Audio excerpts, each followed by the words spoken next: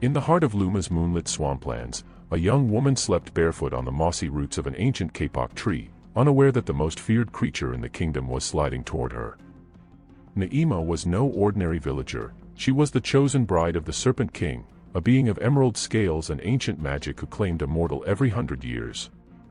He came for her under the silver glow of the taking night, certain she would kneel. But this time, the bride was not helpless.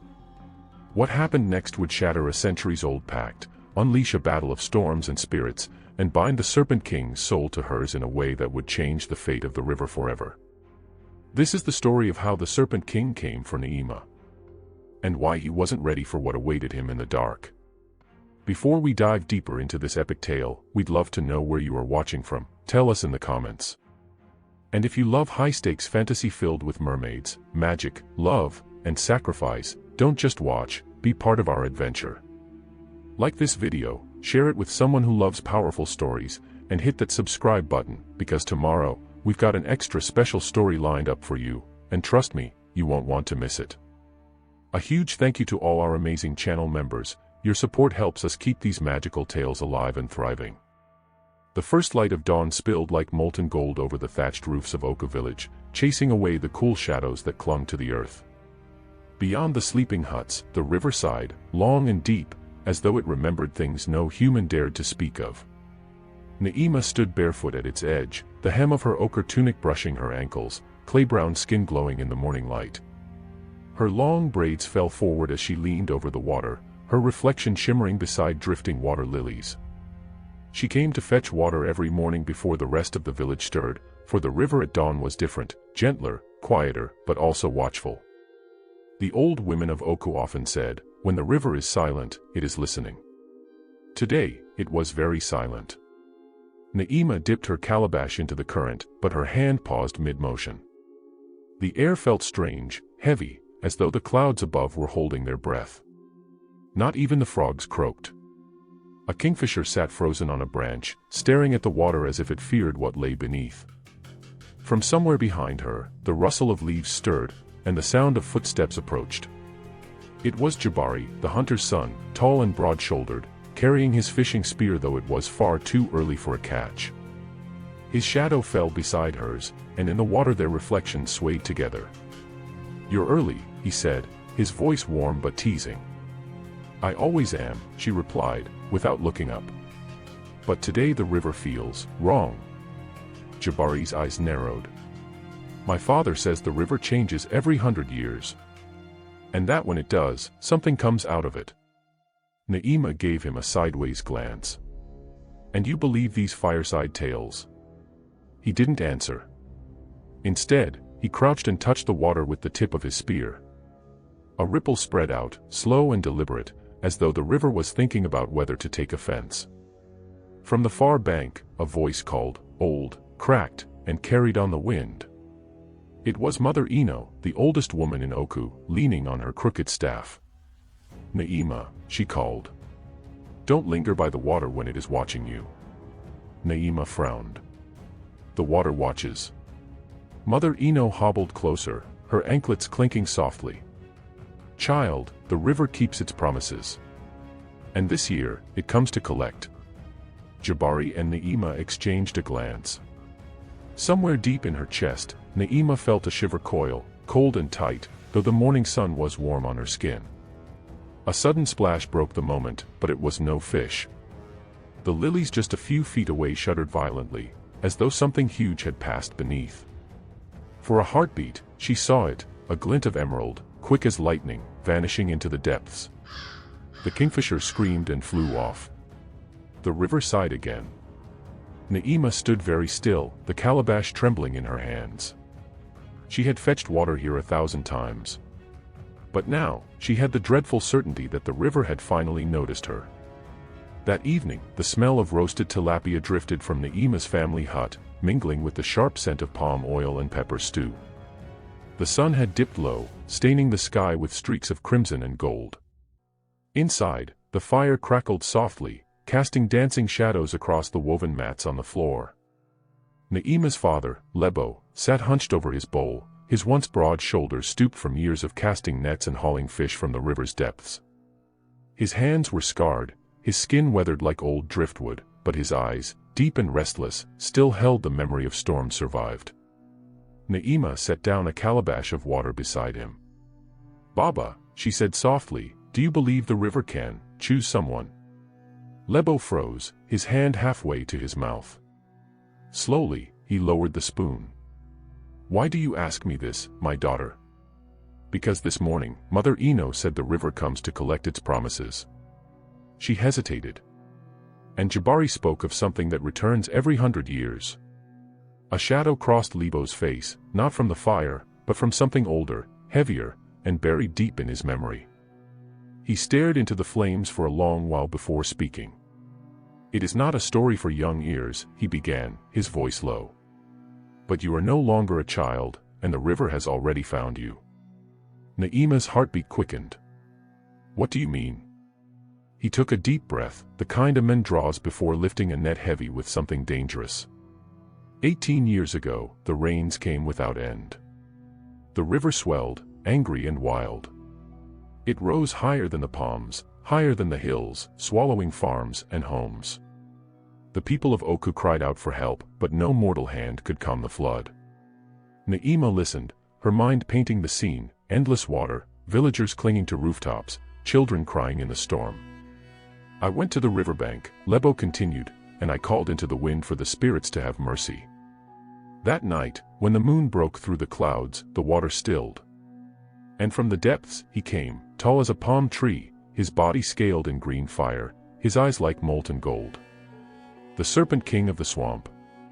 Lebo's voice trembled slightly at the memory. He spoke like a man, but his words were cold as the river at night. "He said he would turn back the flood and protect our village for 100 years, if I gave him my firstborn daughter when the time came." Naima's stomach tightened. "Your firstborn daughter? You, Naima." His voice broke. "I was desperate. I thought," he stopped himself, his throat working. "I thought I would find another way. That maybe the Serpent King would forget. But the river forgets nothing." The fire popped, sending sparks upward. Naima's hands clenched in her lap. "And if I refuse?" Lebo's eyes were heavy with sorrow. "Then the waters will rise again, and this time they will not stop. Oku will be gone before the next moon is full." A heavy silence settled between them, broken only by the crackle of burning wood. Outside, the wind sighed through the palms, a sound that almost seemed like hissing. Naima stared into the flames, her heart pounding. She could almost feel the river's cold fingers reaching for her already. The night came too quickly. The moon rose swollen and silver, casting its pale light over the sleeping village of Oku. The air was thick and damp, the kind of heavy stillness that presses against the skin and makes even the crickets hold their breath. Naima lay on her mat but could not sleep. Her father's words replayed in her mind: "The river forgets nothing." She could almost hear the distant rush of water even though the swamp was a long walk away. A sudden wind whispered through the palm fronds outside, carrying with it the faint scent of wet earth and lilies. Then, she heard it. Hiss. Not loud. Not near. But enough to make her blood turn cold. She sat up, clutching her shawl around her shoulders. The shadows in the corners of the hut seemed darker, deeper, like something watching. Then came the sound of footsteps outside, heavy, deliberate. "Naima," a voice called softly. She exhaled in relief. "Jabari." The curtain of woven grass that served as the doorway lifted, and Jabari stepped inside, his face half in moonlight. His dark eyes searched hers, catching the worry she had tried to hide all day. "I saw something," he whispered. "By the river." Her heart thudded. "What?" He glanced toward the open doorway as if afraid the night might overhear. "At first I thought it was driftwood caught on the bank. But it moved, like it was alive. Long, coiling. And then the moonlight hit it." He swallowed. "Scales, Naima. Green and gold, like burning emeralds." She felt the chill spread through her chest. "It's him." Jabari nodded grimly. "He's close. And if the stories are true, he'll come for you before the month ends." Naima lowered her gaze. If I go willingly, the village will be safe. My father. I don't care what your father promised, Jabari cut in, his voice fierce. You're not his to give away. You are not some tribute for a monster. Her eyes stung, but she forced a small smile. What will you do?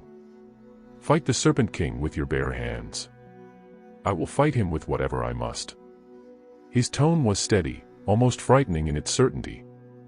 Magic. Blade. Even death. I will not let him take you. She shook her head. You don't understand. I understand enough, he said, stepping closer. I have loved you since we were children. I will not stand by and watch you be dragged into the dark. Outside, the wind rose again, rattling the hut's walls. Somewhere far off, a deep rumble rolled through the ground, not thunder, but something older, heavier, like the shifting of a massive body beneath water. Naima and Jabari both froze. The air changed, colder, sharper. And through the doorway, Naima saw it, far on the horizon where the swamp met the sky, a column of water rose unnaturally high, gleaming in the moonlight before sinking back into the dark. An omen. A warning. Jabari's jaw tightened. He's calling for you. Naima's fingers trembled as she pulled her shawl tighter. She knew then that the nights ahead would not be ordinary nights. And if Jabari truly meant to challenge the Serpent King, they would both be walking into a story that would be told, or mourned, for generations. The morning broke under a heavy sky. Clouds rolled low and gray, and the air smelled faintly of rain though none had fallen yet. Naima rose early, helping her father prepare his nets for the day's fishing. But her hands worked slowly, her thoughts still tangled in the night's events, the hiss, the coiling shape Jabari had seen, the column of water rising in the moonlight. Lebo, her father, said little. His eyes were fixed on the river, his brow furrowed deep. She knew he was thinking of the same thing, though he would not name it. By midday, Jabari came to the riverbank with news. Mother Eno asks for you, he said. Naima looked up sharply. The old seeress. Jabari nodded. She says she saw something in the fire last night. Something about you. Her father's head turned slowly toward them. Mother Eno is not one to be ignored, he said. Go, Naima. But mind her words, she speaks with the tongue of the ancestors. Mother Eno lived in a round clay hut at the far end of the village, its roof thatched with palm leaves that drooped like tired wings. The air around her home was thick with the scent of burning herbs, bitter, sweet, and sharp all at once. When Naima stepped inside, the light dimmed. A small fire burned in the center, and Mother Eno sat behind it, her back bent, her skin like wrinkled bark, her hair a crown of snow-white braids. Come, child, the old woman rasped, her eyes bright and sharp despite her years. Sit by the fire. Let me see your face. Naima obeyed, settling onto a low stool. Jabari stood just behind her, his presence steady and protective. Mother Eno studied Naima in silence, her gaze traveling over her like the sweep of a hawk's wings. Then she spoke. I saw the water rise last night, she said softly. And I heard the hiss in the wind. The Serpent King stirs, and his hunger is upon him. Naima swallowed. You believe he means to take me? The old woman's gaze did not waver. Not believe, child. I know. You were marked before you were born. Naima's heart thudded painfully. Marked. Mother Eno reached into a small calabash bowl by her side and drew out a pinch of ash. She blew it gently toward Naima, and the gray dust swirled in the air before falling. Your grandmother, Lami, was a fierce woman. She defied the Serpent King once, and for that, he cursed her bloodline. Every 100 years, he would rise and claim a daughter from it. This time, it is you. Jabari stepped forward. Then tell us how to break the curse. Tell us how to stop him. Mother Eno's lips curved in something between a smile and a grimace. The Serpent King is bound by his true name. Speak it to him under the full moon, and his power will unravel. Naima leaned forward. What is his true name? The old woman's eyes dimmed. I do not know it. Your grandmother might have, but she took it to her grave. Still, there are whispers, the name lies hidden in a song, an old lullaby sung to the river itself. You must find it before the moon swells full, or all will be lost. She reached out, her thin, bony fingers curling around Na'ima's wrist. Her touch was surprisingly warm. But be warned, child, to speak the name is to bind him. And if your spirit falters, it is you he will bind, forever. The fire cracked sharply, sending a spray of sparks into the dim air. Outside, thunder rumbled faintly though the clouds had not yet broken. Na'ima glanced at Jabari. His jaw was set like carved stone. She could see the unspoken promise in his eyes, they would find that song, whatever it took.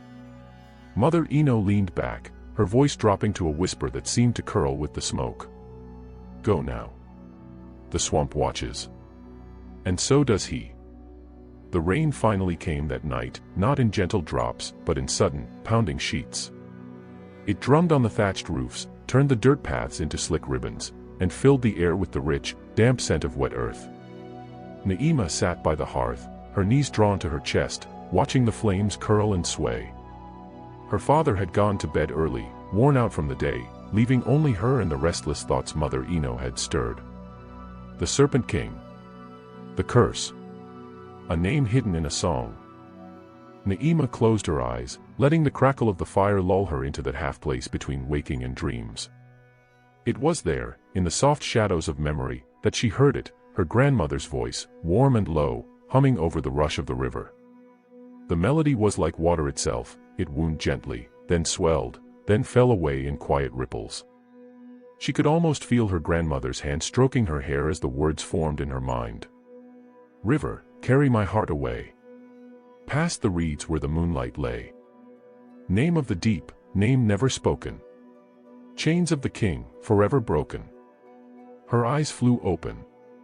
She whispered the lines aloud, tasting them, feeling the strange weight in the third verse, name never spoken. Outside, lightning split the sky. The flash lit the doorway, and in that moment, she saw it. A shadow. Long moving. Not walking, but sliding. She shot to her feet. Jabari, she called. Her voice was swallowed by the roar of the rain. Footsteps pounded outside and Jabari burst in, drenched to the bone. Na'ima, don't move, he hissed. Her gaze followed his. On the far side of the yard, between the banana trees, something coiled. Glossy, dark. Watching. A hiss cut through the rain, long and low. And though the storm raged, Na'ima could swear she heard words in it. Words that curled like smoke around her mind. You cannot run from the river, little one. Then, as quickly as it had appeared, the shadow slid back into the trees. Jabari exhaled slowly, his hand tightening on the hilt of the short blade at his waist. We have to move, he said. That thing knows where you sleep now. Na'ima's heart hammered, but she kept her voice steady. I think I know where to start looking for his name. By dawn, the rain had thinned to a mist, clinging to the thatched roofs and hanging heavy in the air. The village was still, save for the crows that hopped along the muddy paths, picking at worms washed up from the storm. Na'ima stood outside her hut, a small bundle strapped to her back. It carried only what she dared to take, a gourd of water, dried plantain, her grandmother's old shawl, and a small pouch of salt, for protection. Jabari emerged from his own hut, his short blade at his side and a walking stick in hand. His tunic was travel-worn, patched in places, but his stride was steady. Lami's rest is 2 days from here, he said quietly, glancing toward the swamp's edge where mist drifted like restless spirits. If we move quickly, we can reach it before the Serpent King tries again. Na'ima nodded, though her stomach churned. Lami's Rest, the riverside hut where her grandmother had lived her final years, was a place most villagers avoided. They said the waters there were deeper than anywhere else along the river, and that at night, voices could be heard beneath the current. The first leg of the journey took them along a narrow path hugging the riverbank. The water was swollen from the rain, churning brown and swift. Her sandals slipped in the mud, and Jabari's hand shot out to steady her. "You've been quiet," he said. "I've been thinking about the lullaby," Naima replied. "I only remember pieces, but I know the third verse hides his name. If I can find the rest." "You mean if we can," he corrected, with a faint smile. They pressed on through groves of palm and banana, past herds of goats grazing near the path. By midday, the air was thick with heat, and cicadas sang from the branches overhead. But the deeper they went, the quieter the forest became. No bird calls. No rustling leaves. Only the sound of the river, and something else. A ripple. Ahead of them, the river's surface bulged, as though something massive was just below. The water stilled, and then, without warning, a shape burst forth. A serpent, smaller than the one they had seen in the rain, but still longer than a man was tall, crashed onto the bank, blocking their path. Its scales shimmered green and gold, its eyes glowing with unnatural light. Jabari drew his blade, stepping between Naima and the creature. "Go back to the water," he shouted. But the serpent didn't move. Instead, it swayed its head and spoke, not in the deep, regal voice from the night before, but in a hissing whisper that chilled Naima's bones. "He is waiting, daughter of the bargain. You cannot hide from his tide." Naima's hand instinctively tightened around the pouch of salt at her waist. She stepped forward, heart pounding, and flung a handful toward the serpent. The grain struck its snout, and it recoiled with a screech, vanishing into the river in a violent splash. Jabari exhaled hard, his eyes still scanning the water. That was no ordinary snake. Naima's gaze lingered on the churning current. No. That was his messenger. And somewhere far below, in the dark heart of the river, the Serpent King smiled. By the time the sun dipped toward the treetops, the sky was painted in bands of gold and rose, and the air had cooled just enough for the evening breeze to stir the reeds. Naima and Jabari found a patch of firm ground beside a bend in the river, sheltered by a cluster of old Irako trees whose roots twisted like sleeping serpents. "This will do," Jabari said, setting down his pack. He gathered dry branches while Naima knelt to fill the gourd with fresh water from the current. The river here was calmer, its surface reflecting the fading light like a sheet of glass. Still, she kept her eyes on it, remembering the serpent that had spoken to her that afternoon. When the fire was built, they sat close, the flames licking upward and crackling in the silence. Jabari roasted a strip of smoked fish he had carried from the village. Naima sat with her knees drawn up, her grandmother's shawl wrapped tightly around her shoulders. "You're thinking about him," Jabari said without looking at her. "I can feel him," she whispered. "Not here beside us, but close enough to watch." Jabari's jaw tightened. "Then let him watch. Tomorrow, we reach Lami's Rest. Whatever secrets your grandmother kept there, we'll find them before he makes another move." They ate in silence, but the forest around them was not silent for long. Somewhere in the dark, a frog croaked. Then another. Then the rush of wings overhead as a night bird cut across the moon. Naima was just beginning to relax when she heard it, a sound that didn't belong to the forest. It was faint, almost like a hum, drifting across the river. Her head turned sharply. "Jabari, do you hear that?" He listened, frowning. The sound grew clearer, a low, rhythmic humming that seemed to carry words just beneath its tone. Words she could almost understand. "It's a song," she murmured, rising slowly to her feet. "Naima," Jabari warned, but she was already stepping toward the river's edge. The water shimmered under the moonlight, and shapes began to form just below the surface, pale faces, their hair drifting like river weeds. The humming deepened into a melody she recognized instantly. It was the lullaby. Her grandmother's lullaby. "Don't listen," Jabari called, leaping up to grab her arm, but she shook free, her eyes locked on the water. The faces smiled at her, beckoning. Their voices wove together in haunting harmony, pulling her forward until her toes touched the water. "Naima." Jabari's shout broke through the spell, and he yanked her backward just as a pale hand shot from the river, fingers like bone and water, grasping for her ankle. He dragged her away from the bank, and the faces dissolved into ripples. The song faded into silence. Naima collapsed onto the grass, breathless, her heart pounding. They knew the song, she said, trembling. They know the name. Jabari crouched beside her, his voice firm but gentle. Then tomorrow, we'll make them tell us. But tonight, we stay away from the water. Above them, the moon shone cold and silver. And beneath the river, the Serpent King whispered to his drowned daughters, sending them new orders for the night ahead. The dawn broke pale and misty, the kind of morning where the world felt half asleep. The river's surface was shrouded in a white veil, and the trees stood like quiet sentinels. Naima rose before Jabari, wrapping the shawl more tightly around her as she stared into the fog. Her grandmother's hut lay less than half a day's walk ahead. She remembered visiting it once, when she was very small, a trip so long ago it felt like a dream. She remembered the scent of dried hibiscus and kola nuts hanging in the air, the sound of her grandmother's soft humming as she worked, and the feeling that the hut itself was alive, breathing slowly in the stillness of the swamp. They ate quickly, roasted fish and a few chunks of yam, before setting off. The ground grew softer as they walked, the soil giving way to patches of marsh. Naima's feet sank into the mud with every step, and Jabari's spear often doubled as a walking stick.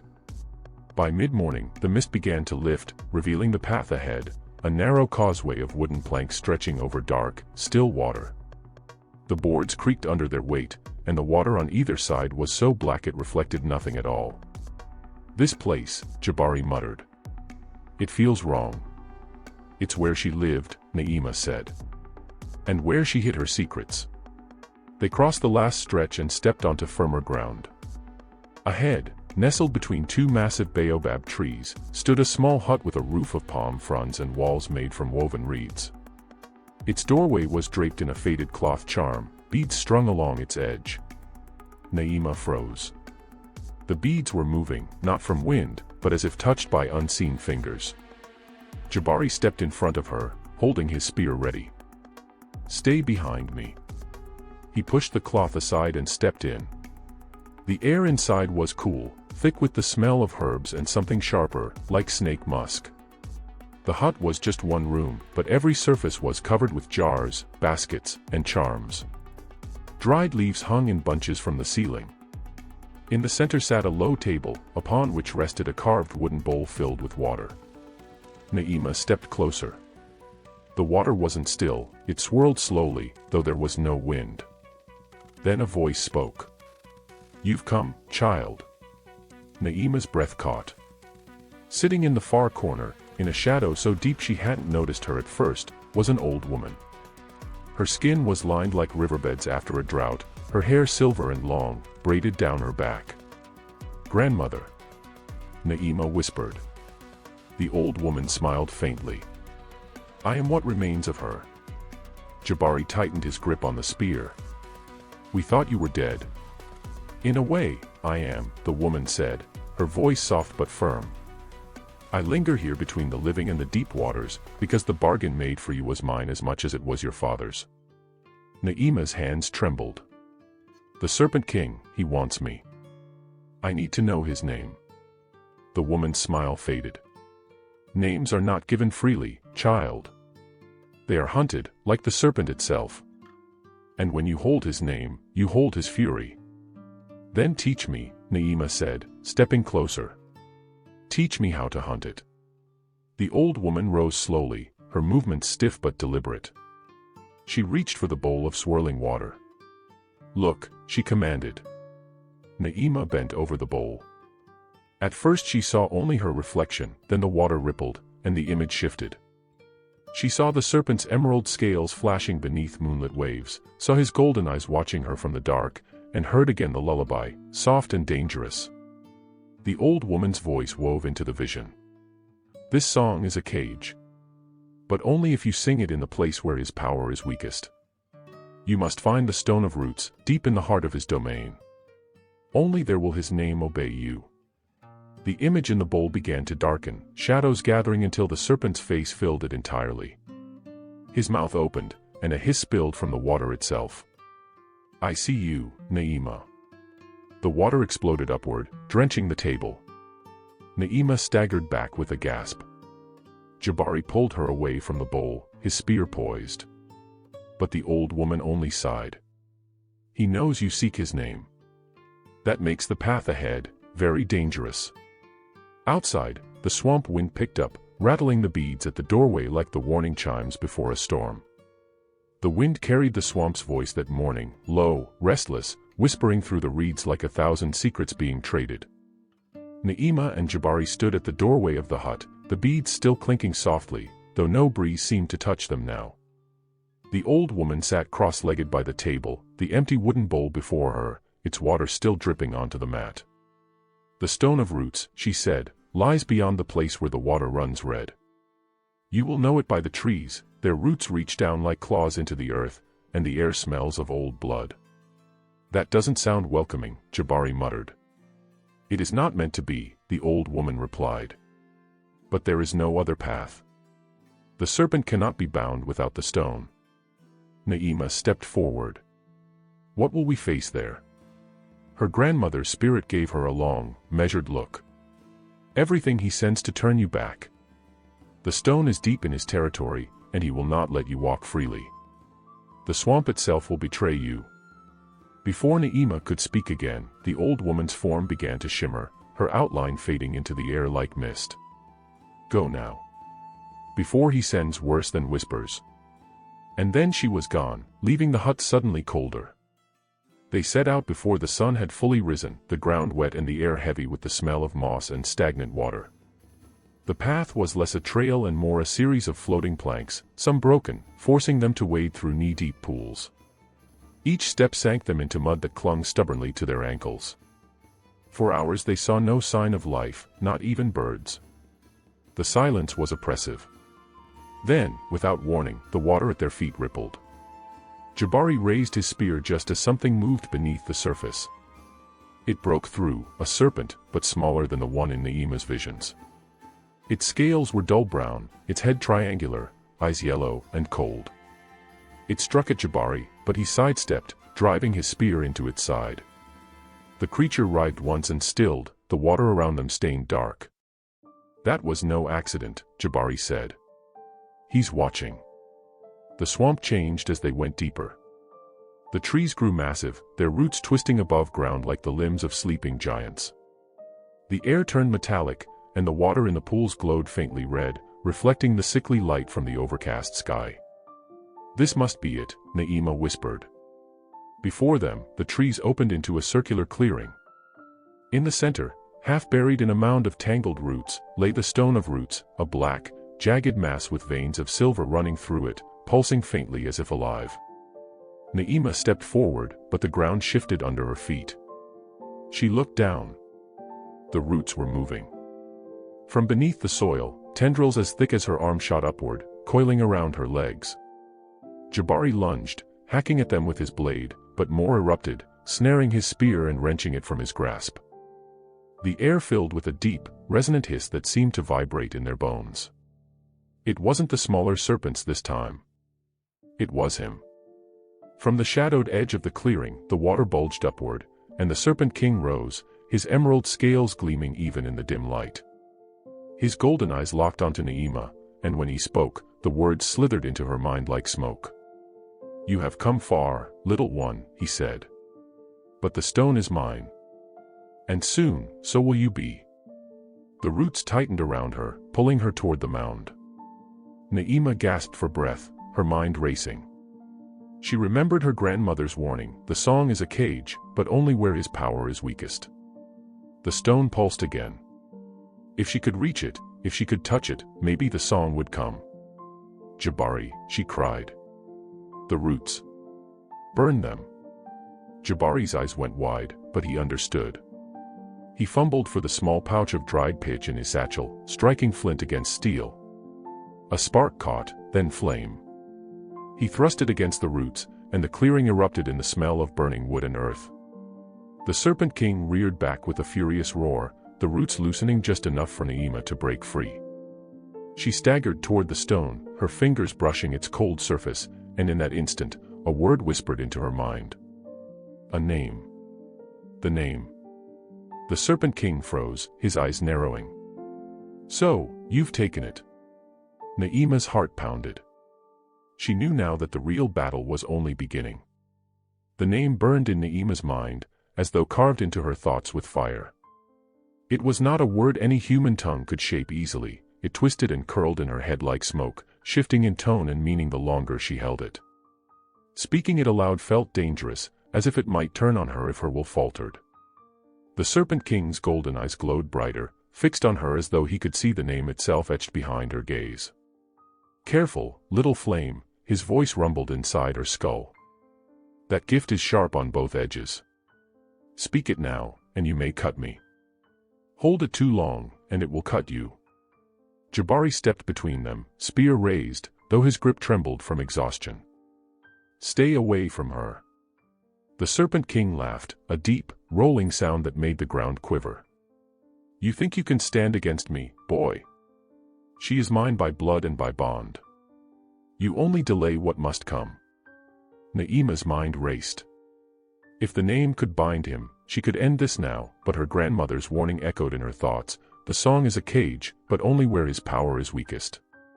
Here, in his own territory, he was strong, too strong. If she tried to bind him now, she might fail, and failure meant death.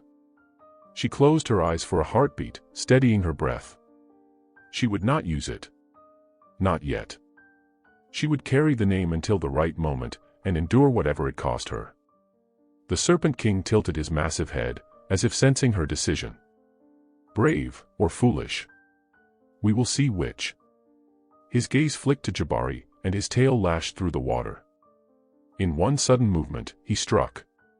Jabari leapt aside, but the force of the tail sent him crashing into a root, the breath knocked from his lungs. Na'ima ran to him, helping him to his feet. The Serpent King did not press his attack.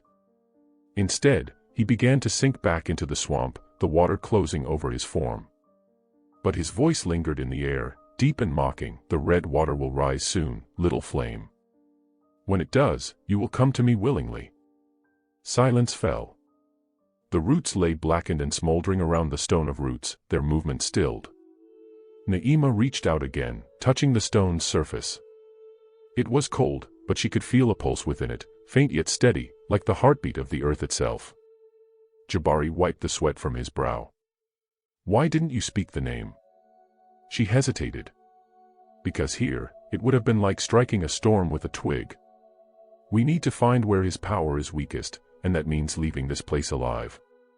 As they began their slow retreat from the clearing, Na'ima felt a strange heaviness settle over her.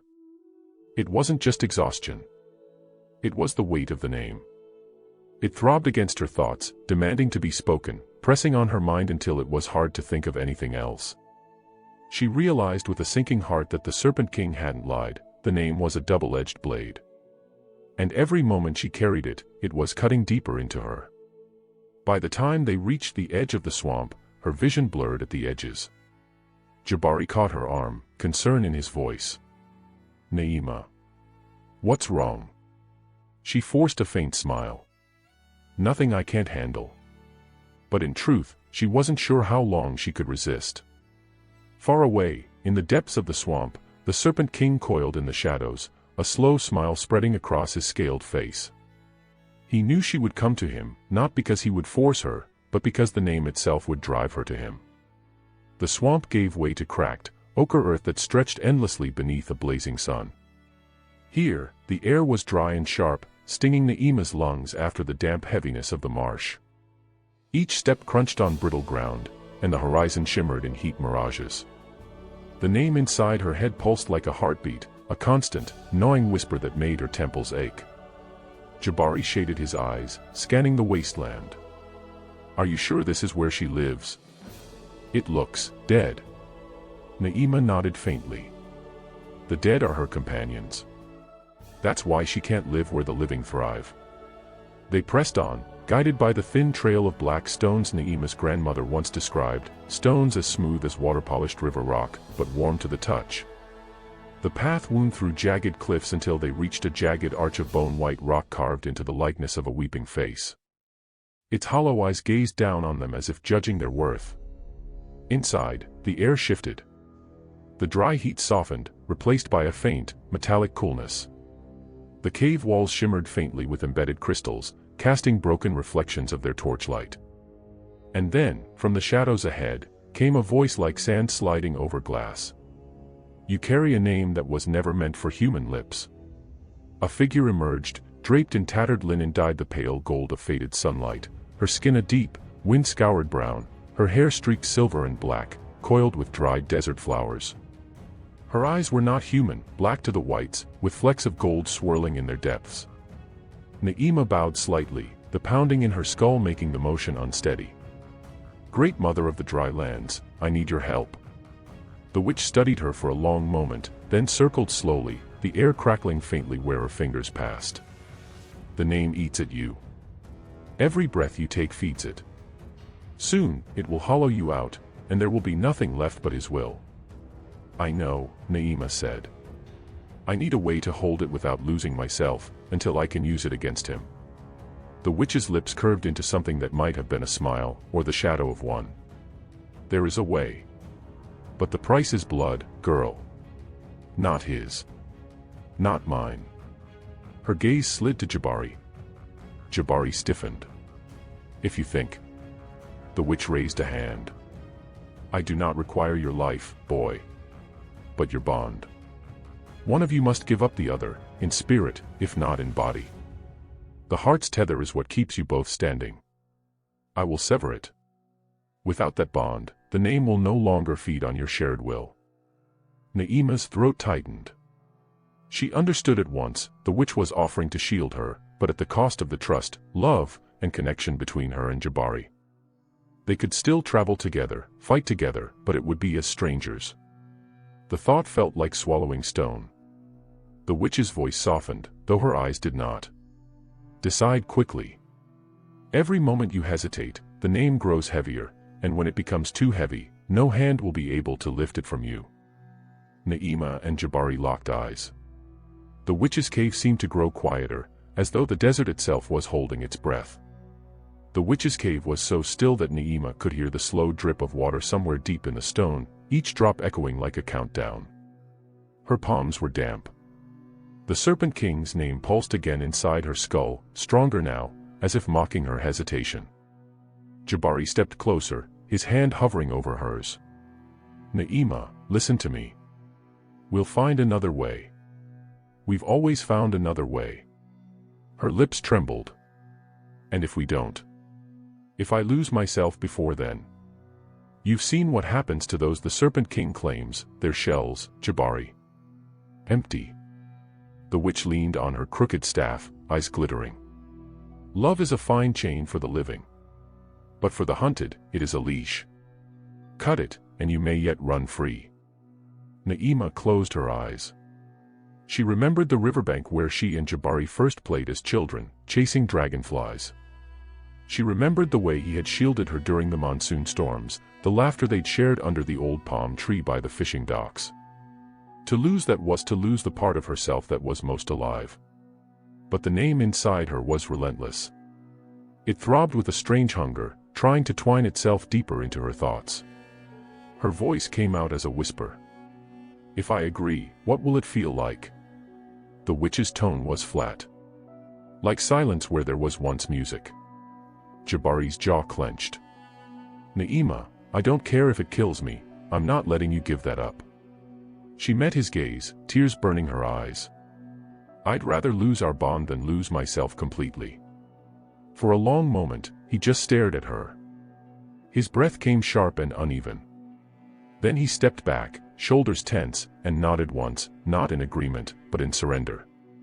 The witch motioned for them to stand apart. She took a carved obsidian bowl from a shelf of stone, filled it with clear water, and dropped into it a single red seed. At once, the water darkened to the color of blood. "Place your right hands in the bowl," she instructed. Naima's heart pounded as she obeyed. Jabari did the same, his jaw tight. The witch began to chant in a language older than the desert, her voice weaving through the air like wind over dunes. The water warmed, then grew hot, painfully so, but neither of them pulled away. "By the sun that scorches," the witch intoned, "and by the sands that swallow, I sever the thread that binds these hearts. Let what was joined walk apart, and let the name lose its feast." The heat surged, and Naima gasped. She felt something wrench inside her chest, not physically, but deep in her spirit, like a string snapping. The air seemed to rush out of the cave all at once. When she looked at Jabari, his face was the same, but the sight of him no longer made her chest ache or her breath quicken. It was like looking at a friend she had not seen in many years, familiar but distant. Jabari's eyes widened slightly. She knew he felt it too. The witch removed their hands from the bowl. The water was clear again, the red seed gone. "It is done," she said simply. Na'ima's head felt strangely light. The Serpent King's name was still there, but its weight was less, its hunger blunted. She could breathe again without the constant pull toward the swamp.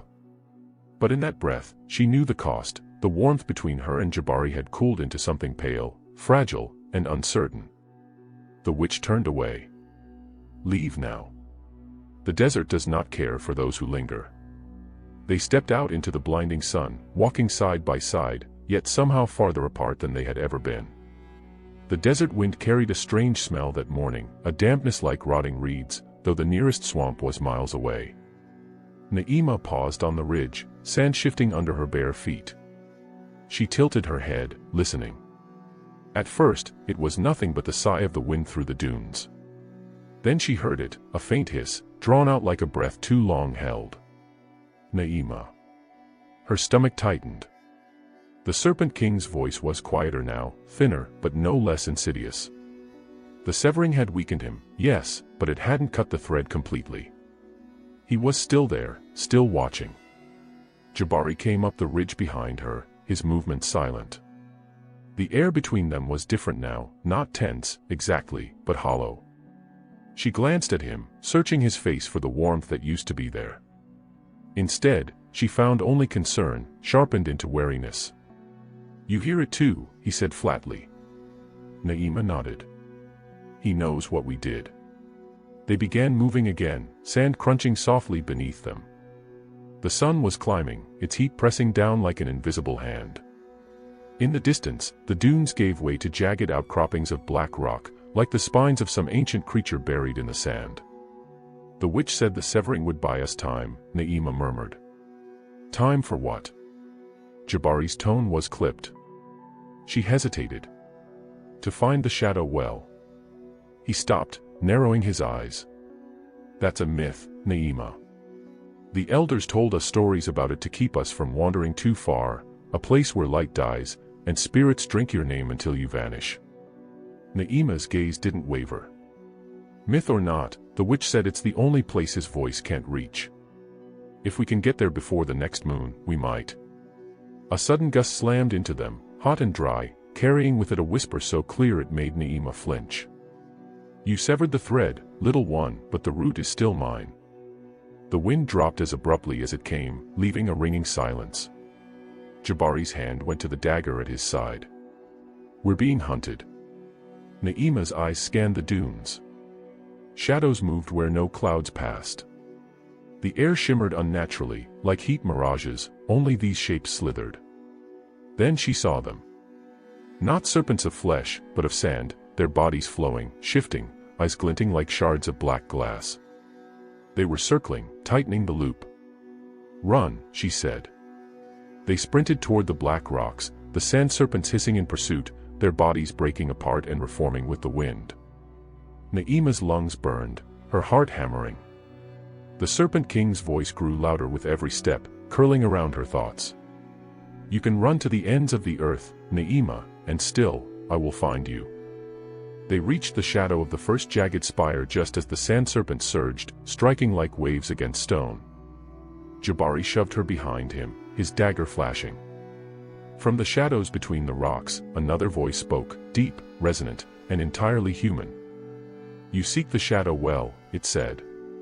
"Then you've already stepped into its territory." The voice seemed to roll through the stone itself, vibrating in Na'ima's bones. She and Jabari froze. A figure emerged from the jagged shadows, tall, cloaked in strips of black cloth that fluttered though no wind touched them. His skin was the deep bronze of sun-baked earth, his beard streaked with silver. Around his neck hung a talisman made of polished obsidian carved into the shape of an eye.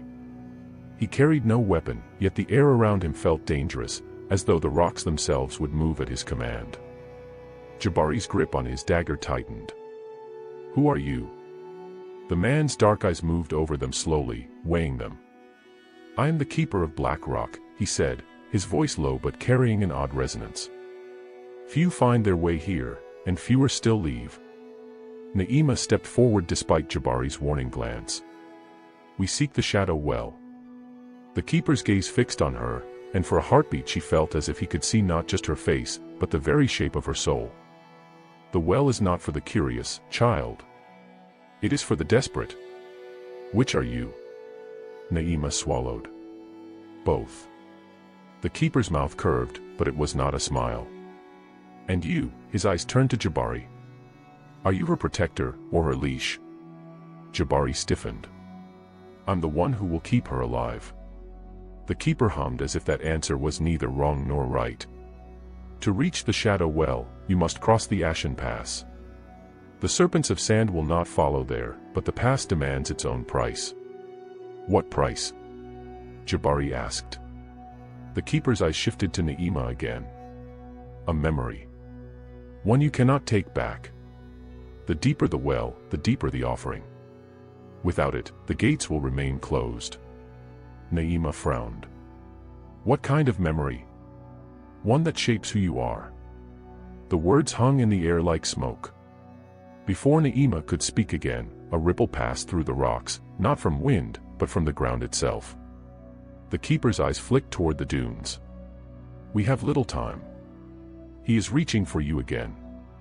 Naima heard it too, the distant hiss, slithering closer. The keeper turned, beckoning. "Follow me. Speak nothing. Touch nothing. And whatever you hear, do not answer."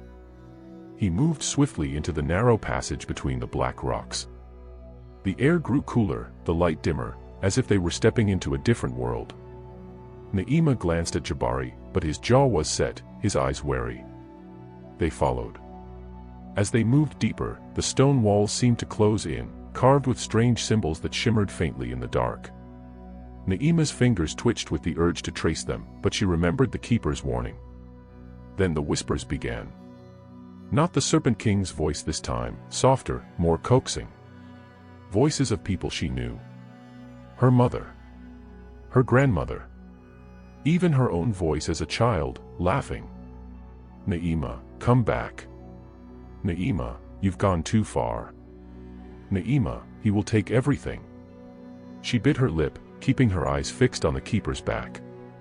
They turned a final corner, and there it was, a crack in the rock, wide enough for a single person to pass through. Beyond it, Naima glimpsed a faint, pulsing light. The keeper stopped. "This is the threshold. Once you step through, the Ashen Pass will take what it demands. Choose now if you are willing." Naima's heart pounded. Jabari's hand brushed hers, not quite holding it, but close. She drew a breath, looked at the crack, and stepped forward. The crack in the rock swallowed Naima whole. She stepped through and was met by a sudden rush of heat, dry and choking. The ground beneath her feet shifted, not sand, not stone, but fine gray ash that clung to her toes. The air shimmered with a coppery haze, and jagged pillars of black basalt jutted from the ground like broken teeth. Jabari emerged behind her, coughing, eyes scanning the alien wasteland. But the keeper did not follow. He stood in the crack, his face unreadable. "From here, you walk alone." Naima's stomach tightened. "You said nothing about." "The past does not allow companions," the keeper said. "You will be returned to him, if you survive." Before she could argue, the crack sealed shut like a mouth closing. Jabari was gone. Naima turned slowly. The landscape stretched endlessly, a burning twilight under a sunless sky. There was no sound, not even the whisper of wind. She began to walk. The ash shifted with each step, swallowing her feet deeper, as though the ground wanted to claim her. After some distance, she saw it, a thin stone arch, black and glistening like wet obsidian, standing alone in the ash. The moment she looked at it, the voices began. They were not the keeper's whispers, nor the Serpent King's hiss, these were her own memories, calling to her. She saw herself as a child, running barefoot through the river shallows, her mother's laughter ringing in the air. She smelled the damp earth of home, felt the warmth of the evening sun on her face. A deep ache spread through her chest. Then a figure appeared beneath the arch, her mother. Alive. Smiling. Reaching out a hand. Naima. Come home. Tears stung Naima's eyes. Mama. She took a step forward, but the ash at her feet writhed, pulling her down to the ankles. Her mother's voice softened, almost pleading. You don't have to fight anymore. You don't have to be afraid. Stay here. With me. Naima's heart pounded. The keeper's warning echoed in her mind, the past demands a memory that shapes who you are. Her mother's smile wavered, just slightly. Enough for Naima to see the wrongness, her eyes were too dark, too deep. Naima realized the truth with a stab of pain. To pass, she would have to give up this memory of her mother, the purest, most treasured part of her past. Her breath came in ragged gasps. She could hold on and fail, or let go and survive. She stepped forward. The figure of her mother embraced her, and in that instant, the warmth, the sound of laughter, the smell of river water, vanished. The memory was gone. Empty space filled its place. The ash released her feet. Naima stumbled through the arch. On the other side, the air was cool again, the sky black with faint starlight. She turned back, but the arch, and the wasteland, were gone. Ahead, the keeper waited, Jabari beside him, both watching her with unreadable expressions. The keeper nodded once. The pass has taken what it wished. You are ready for the shadow well. Naima's chest felt hollow, but her eyes were dry. Then take me there. The path beyond the ashen pass sloped downward, carved from rock so black it seemed to drink in all light. Naima walked between Jabari and the keeper, though the keeper's presence felt more like a shadow than a man. His staff tapped the stone rhythmically, each strike echoing far too long, as though the mountain itself were hollow. They reached a wide cavern where the air grew damp, heavy with the scent of deep water. At the center of the chamber lay a pool, perfectly round, perfectly still. The surface reflected nothing, not the torches they carried nor the pale glow of the fungi clinging to the walls. The keeper stopped at the edge. The shadow well, he said, his voice lower than before. Here is where the Serpent King's spirit coils when the world above sleeps. If you look into it, you will see him. But if he looks back, you must speak before he can take your breath. Naima's fingers trembled as she clutched the carved talisman her grandmother had left her, the one she now knew bore a fragment of the Serpent King's true name. What if I can't speak? She asked. Then your voice will belong to him forever, the keeper replied simply. Jabari stepped forward. I'll go with her. The keeper's staff barred his way. One soul only. The well accepts no companions. Naima swallowed hard. She stepped to the edge and knelt, peering into the darkness. At first, she saw nothing, only the void, so deep and silent it seemed to pull her in. Then, slowly, the darkness shifted, swirling like smoke underwater. A glimmer appeared, green as wet emeralds, and from it rose the shape of a head crowned in jeweled horns. His face was both human and not, his eyes lit from within like twin moons under a swamp's surface. Naima. The voice was inside her skull, not her ears. Smooth, patient, like silk hiding a blade. You've come so far. Why fight me any longer? Her throat tightened, but she forced herself to speak. I'm not yours. The Serpent King's smile curved, cold and knowing. Not yet. But you carry me, little bride. Even now, I taste my name on your tongue. Speak it, and we will be bound forever, not as king and subject, but as one. The pool's surface rippled. Images formed, her village safe, her father alive and smiling, Jabari's hand in hers. The temptation burned through her like fire. She squeezed the talisman until the edges bit into her palm. You will not have me. The Serpent King's voice turned sharp. Then you will have nothing. From the depths of the well, something surged upward, a shadow shaped like a serpent, jaws opening wide. It lunged for her. Without thinking, Naima shouted the fragment of his name. The sound split the air like a crack of thunder. The shadow recoiled, screaming, and the well boiled violently before stilling to its former silence. Naima fell backward, panting, her heart slamming in her chest. The keeper leaned on his staff, studying her. "You are closer now. But the final coil remains." Jabari rushed to her side, helping her up. "What did you see?" Naima's gaze lingered on the black pool. "Too much," she whispered. The shadow well's cavern faded behind them, but its chill clung to Naima's bones. The keeper walked ahead in silence, his staff tapping the stone, each sound marking their slow descent deeper into the mountain's heart. The air was heavier now, warmer, and Naima could hear the faint gurgle of running water somewhere below, not fresh and lively like a stream, but sluggish and thick, like the swamp's breath had found its way underground. "Are we close?" Jabari asked, his voice low. "Closer than comfort allows," the keeper said without looking back. "The Serpent King hides his last coil where the living and the dead cannot easily follow." Naima frowned.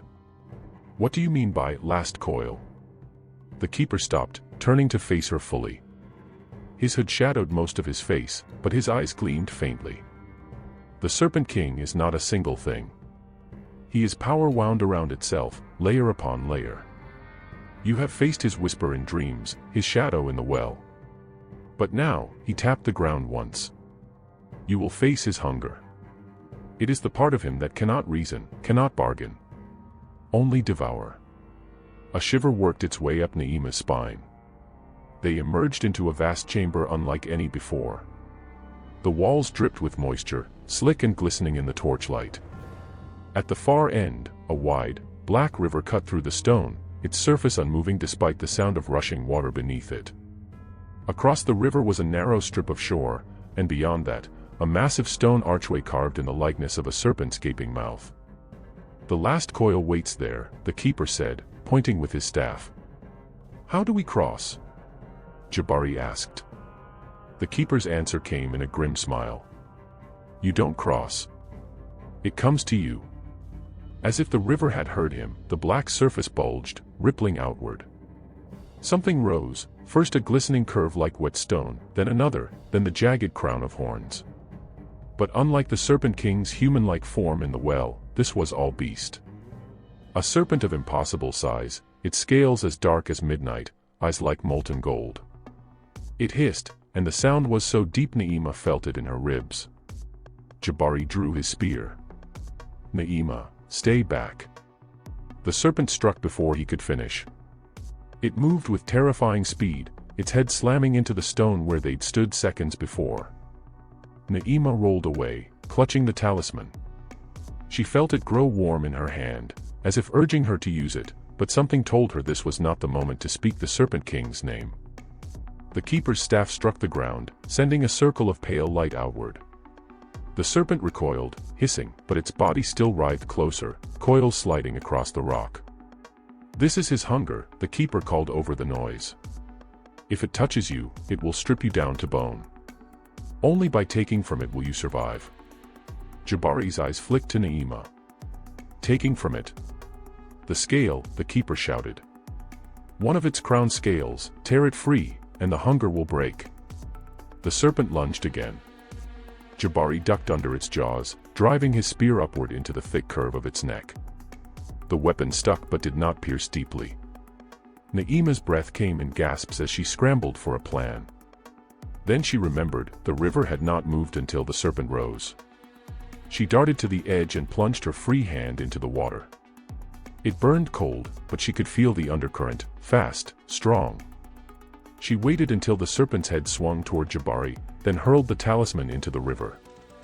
The water exploded upward in a sudden whirlpool, catching the serpent's body and twisting it violently. Its head dipped low, the crown scales within reach. "Now!" Naima screamed. Jabari leapt, driving his spear between two of the crown's gleaming plates. With a roar like cracking stone, one scale tore free, glowing faintly in his hands.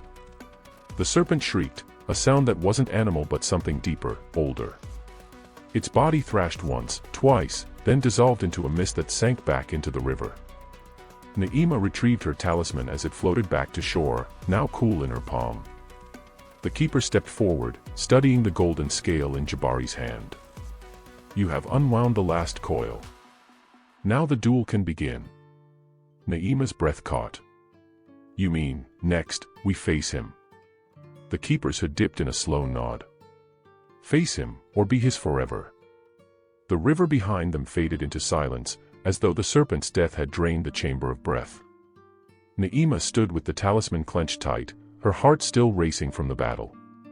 Jabari turned the golden crown scale over in his hand, the faint light within it pulsing like a slow heartbeat.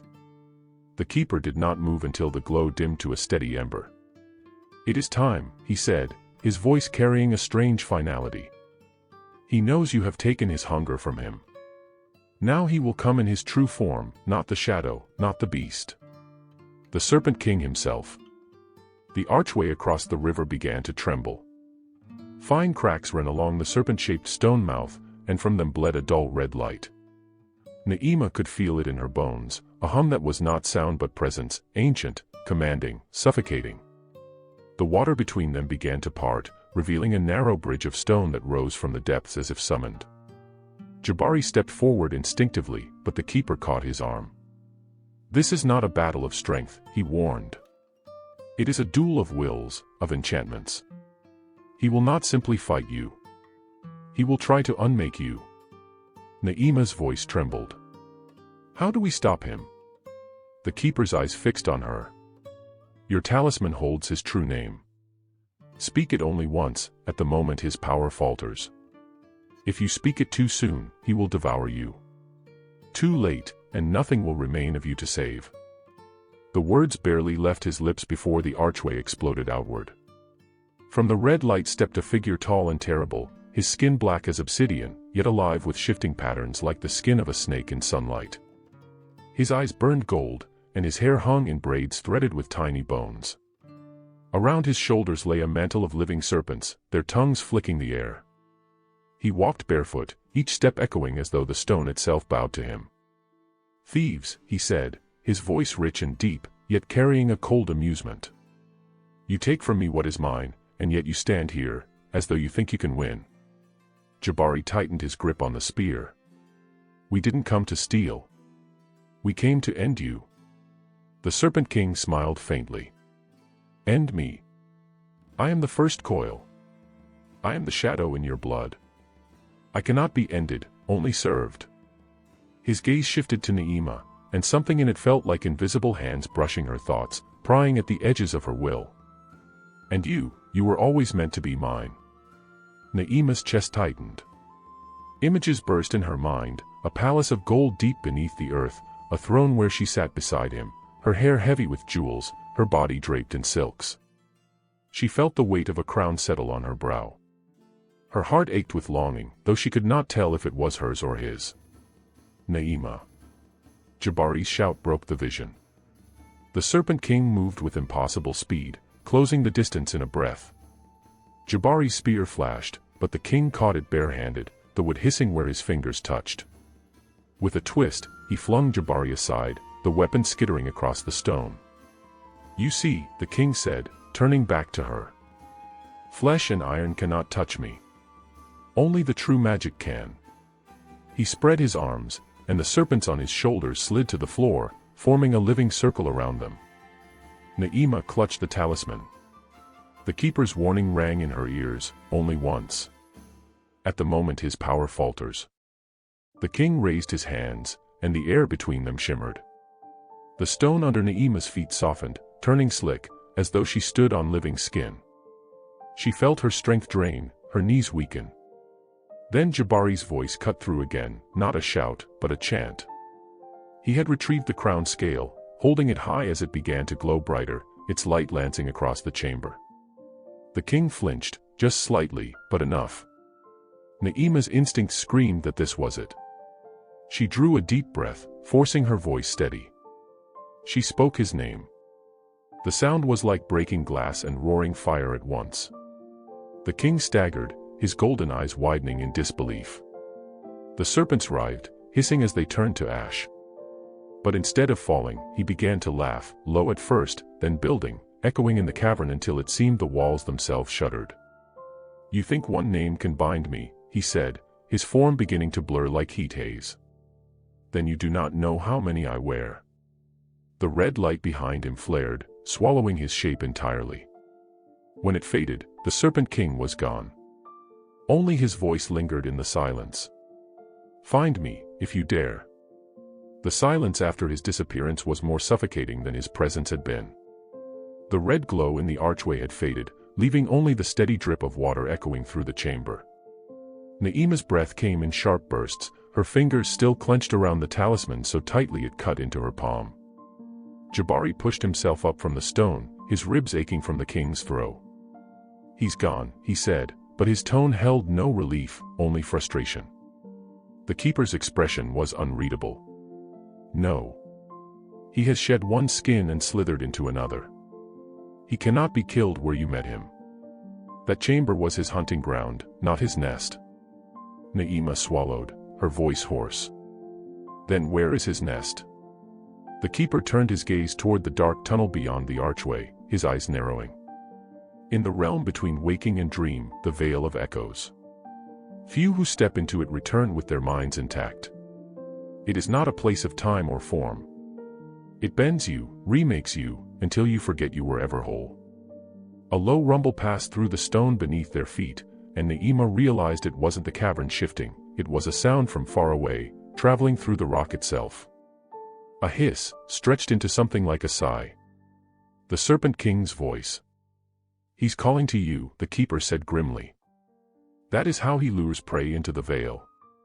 He plants a thread of his voice in your mind, and you will follow it whether you wish to or not." Jabari moved closer to Na'ima, his jaw set. "Then we follow it, together." The keeper's eyes flicked between them. "You do not understand. The veil is not entered by walking. It is entered by surrendering. You must let go of every anchor, your name, your shape, your history. Only then will you find the path." Na'ima frowned. "And if we do that, how do we find our way back?" The keeper stepped closer, his ancient face carved in solemn lines. "You will not, unless you bind yourselves to something stronger than the veil's illusions. A promise. A vow. Something so rooted in your soul that even the Serpent King cannot unmake it." Na'ima met Jabari's eyes. For a long moment, neither spoke. Then she took his hand. "Then we vow to bring each other back. No matter what we see. No matter what we become." Jabari squeezed her hand. "No matter what." The keeper nodded once, as if that was all the protection he could give them. "Then sit. Close your eyes. Do not open them until you hear nothing but his voice." They obeyed. The stone beneath them felt colder now, as though it was drawing the warmth from their bodies. Na'ima focused on the sound, the slow, steady dripping of water, the faint whisper of air moving through the tunnel. Then, gradually, those sounds faded. Something else rose in their place. A hiss, not threatening, but coaxing. It carried words she could not quite understand, yet she felt them in her bones. "Come closer. I am waiting." Na'ima felt her body lighten, as though her bones had turned to smoke. Her breath slowed until she was not sure she was breathing at all. Then the darkness beneath her eyelids began to change. Shapes swirled within it, gold patterns on black, like the king's skin. They twisted and stretched until they formed a door. Without a word, she and Jabari stepped through. The world beyond was wrong. The sky was not sky but a vast, endless mirror reflecting nothing. The ground beneath their feet was a shifting surface, part sand, part water, part smoke. In the distance, impossible structures rose and fell, like cities building themselves only to collapse into mist moments later. And somewhere, faint but growing closer, came the sound of scales sliding across stone. The air in the veil was thick, not with heat or cold, but with memory. Each breath Na'ima drew seemed to pull half-forgotten images into her mind, her mother's face bathed in lamplight, the smell of roasted yam in the village square, the first time she saw Jabari standing at the riverbank. The moments felt so real that she almost turned toward them, as if she could step back into them. "Don't look," Jabari's voice cut through the haze. He gripped her hand so tightly that his knuckles whitened. They're not real. It's the king playing with us. They stood on a surface that rippled like water but held their weight like stone. Above, the mirror sky stretched endlessly, reflecting a warped version of the world beneath, though Naima noticed with a shiver that in the reflection, they were alone. Jabari's image was clear, but in the mirrored sky, her own shape shifted, one moment human, the next serpentine, with glistening scales running up her arms. Naima, Jabari whispered, staring upward. It's showing. Don't say it, she cut him off. Don't give it power. A soft sound drifted through the air, a laugh, low and sinuous. It came from everywhere at once, making it impossible to tell direction. Little bride, the voice coiled into her mind, you wear my shape so well. The more you deny it, the deeper it sinks into you. Naima's jaw tightened. Show yourself, coward. The ground rippled again, and suddenly the surface beneath them gave way like water. Naima plunged downward, her grip tearing from Jabari's hand. She fought to reach the surface, but when she broke through, she was no longer in the mirror world. She stood in her mother's courtyard, the familiar clay walls glowing in the afternoon sun. The scent of groundnut stew drifted from the cooking pot. Her mother, alive, smiling, and young, looked up from kneading dough. My Naima, she said warmly, you've been gone so long. Come home. Stay here. The world beyond will only hurt you. Naima's heart twisted painfully. Every instinct screamed to run into her mother's arms, to bury her face in the familiar scent of earth and spice. But somewhere, faintly, she heard Jabari's voice echoing through the veil, don't look. They're not real. She closed her eyes, feeling the ache of loss claw at her chest, and forced herself to step backward. The illusion shattered like glass, and she was back beneath the mirror sky. Jabari was on his knees, breathing hard, his own clothes soaked from whatever trap had ensnared him. That was the first test, Naima said quietly, helping him to his feet. He looked at her sharply. How many more? The voice returned, soft and delighted. As many as it takes to make you forget why you came. From the shifting horizon, a vast shape began to approach, something that slithered and glided, its body so long that Naima could not see where it ended. The great shape that glided toward them was not entirely solid. Its body flickered between forms, scales one moment, a storm cloud the next, then the rippling surface of a black river. But its eyes, those remained the same. Twin orbs of molten green, glowing with an ancient, hungry patience. Naima and Jabari braced themselves, standing side by side. Do not step forward unless you want to drown in dreams, the Serpent King's voice rolled like distant thunder. But if you stand still, the dreams will come to you. The ground beneath them pulsed, and the air thickened with a strange scent, sweet like honey, sharp like crushed mint leaves. Naima felt her knees weaken. Jabari swayed beside her, shaking his head as if trying to wake from a half-sleep. Then the world around them dissolved. She was no longer standing on the mirror sky, she was on the shores of Lake Abany, in the rainy season, where the fish leapt silver in the air and children's laughter rang out. But this time, she was not herself. She was a queen, dressed in flowing white cloth, her wrists heavy with gold, her hair crowned with coral beads. At her side stood Jabari, not as a fisherman's son, but a king in his own right. Their people knelt before them, smiling with joy. This is the life you could have, a voice murmured from somewhere deep inside her head. A reign of peace. No more blood, no more fear. I could give it to you. Naima's hands curled into fists. You are lying, she said aloud, though her voice trembled. The illusion shimmered, then shifted. Jabari was gone. In his place was the Serpent King, tall and robed, his scaled hands offering her a golden crown.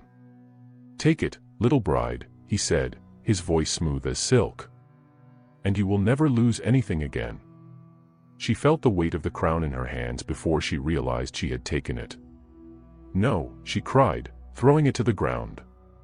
It burst into a swarm of snakes that slithered into the shadows. The scene shattered.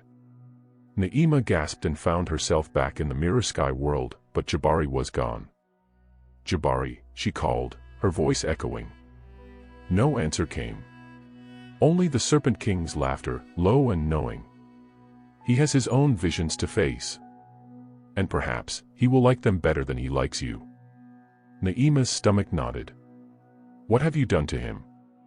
Nothing, the voice said smoothly. Only shown him what his heart has always wanted.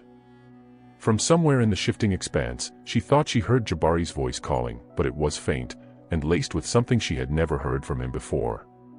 Not love. Not loyalty. Contentment. Jabari blinked, and the mirror sky world was gone. He was standing in a place he knew better than his own heartbeat, the village shore at dawn. But something was different. There was no shadow of the swamp on the horizon. The air was fresh, the water calm. And his clothes, no longer the rough tunic of a fisherman's son, but fine robes of deep blue, embroidered with gold thread. A cheer rose behind him. He turned to see the people of Luma gathered on the sand, calling his name. King Jabari, they cried. King of the Riverlands. Confusion swept through him. King, he whispered under his breath. And then he saw her. Na'ima. But not the Na'ima he had followed into the swamp. This Na'ima's face was lit with untroubled joy. There was no fear in her eyes, no weight on her shoulders. She wore the bright head wrap of a fisher's wife, not the ceremonial white of a serpent's bride. And she ran to him, laughing, like the girl he had known before the burden of the bargain had stolen her laughter. Jabari caught her in his arms, feeling the warmth of her body, the softness of her hair beneath his cheek. For a moment, the world narrowed to her breath on his neck. This is our life now, she said, pulling back to look at him. No swamp. No serpent. Just us, and the river, and the people we protect. Jabari's chest ached. How?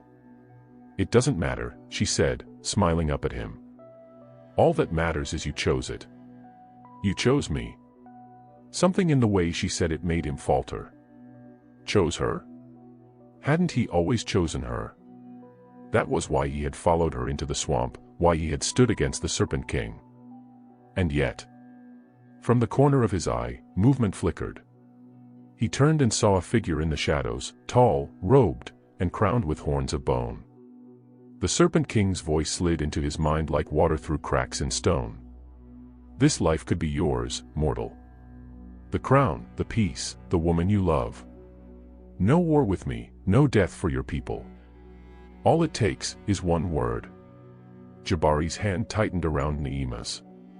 The vision was so perfect, so real. But somewhere deep inside, he felt the faintest ripple, like a current against his leg in still water. A warning. What's the cost? He demanded. The Serpent King smiled. Only that you forget the swamp. Forget the night you came here. Forget the girl walking beside you now has ever been anything but your wife. Jabari's heart lurched. Forget. That would mean forgetting her courage, her fight, the promise he made to protect her no matter the price. The Na'ima in his arms looked at him with wide, pleading eyes. Stay, Jabari. Don't leave me. And that was when he realized, the Na'ima holding his hand wasn't her. Not really. Her eyes were too still. Her smile never flickered. The real Na'ima was fire and defiance, even in fear. This is a lie, he said, stepping back. Her face didn't change. The shore around them wavered. The cheers of the crowd turned to hisses. The water darkened until it was the same green-black shade as the swamp. Jabari's voice rose, strong and steady. You can twist my dreams, serpent, but you can't take my will. The illusion shattered. He was back in the mirror sky world, and Na'ima was there, breathless and pale, staring at him as if afraid he might not have returned at all. You found me, she whispered. I'll always find you, he said. Far away, the Serpent King's laughter echoed, lower now, but sharper. Like a blade being sharpened in the dark. The ground trembled beneath their feet. Not the gentle quiver of wind-shaken reeds, but a deep, rolling shudder that came from the very bones of the swamp. Na'ima staggered, catching herself on Jabari's arm. Above them, the mirror sky fractured, not in the neat ripple of illusion, but in jagged, splintering lines that spread like cracks in ice. The Serpent King emerged from the shivering light. His scales shimmered in strange, shifting hues, silver one heartbeat, black as the abyss the next. But there was something new in his expression. Not triumph. Not menace. Fury. You dare refuse my gift? His voice coiled around them, low and venomous. Do you think your defiance makes you stronger? You have only weakened her. Naima lifted her chin, though her knees trembled. You speak of strength, serpent, but it's your pride that's hurt. The Serpent King's eyes narrowed to gleaming slits. Your father's oath binds you to me. His word was sealed in blood and shadow. Until the vow is fulfilled, your life belongs to the river depths. Jabari stepped forward, placing himself between her and the creature. Then why the games? Why try to bribe me with false kingship if you already own her? For a moment, the Serpent King was silent. Then his tail lashed once, the sound like a whip cracking in water. Because the vow, phrase. Naima's breath caught. Phrase. The serpent's gaze slid to her, cold and sharp. Your father promised you to me in exchange for rain to save his people. But your heart has changed its tether. Each time you defy me, each time your will is bent toward him, his head dipped toward Jabari, the bond loosens. What was sealed in magic can be unbound, but at a cost that will ruin more than the swamp. The swamp around them groaned. Trees twisted as if writhing in pain. Dark water bubbled up in thick, tar-like bursts. Naima's pulse thundered in her ears. If the bond broke completely, the magic holding the swamp together would shatter, and with it, the floodgates of the river could drown half the kingdom. The Serpent King's voice turned to silk. So here is my offer, child of Luma, choose. Stay with him and let the world drown, or return to me and keep the waters at bay. But choose soon. The bargain bleeds, and I will not wait much longer. Jabari's jaw tightened. You're bluffing. But Naima's eyes told him she wasn't sure. And worse, the serpent saw it too. His smile widened, revealing fangs curved like sickles. 3 nights, he said. 3 nights to decide. After that, the river will claim what is owed. With a ripple of his coils, he vanished into the shadows. The cracks in the mirror sky sealed, but the echo of his words clung to the air like the scent of rain before a storm. Naima stood frozen, her fingers twisting in the hem of her dress. 3 nights, she whispered. Jabari took her hand, his grip firm. Then we used them well. The sun had barely begun its descent when Naima and Jabari emerged from the forest's edge, but already the village was restless. Smoke from evening fires curled into the dusky air, carrying with it the scent of millet porridge and simmering fish stew, yet the warmth of home was absent.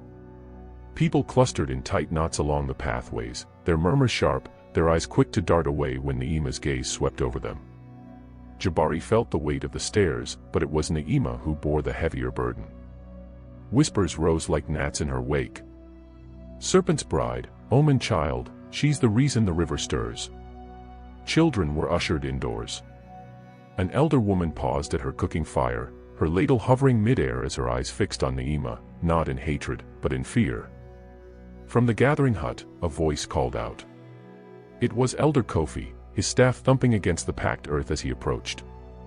Naima, he greeted, though his tone was cautious, as if speaking her name might invite trouble.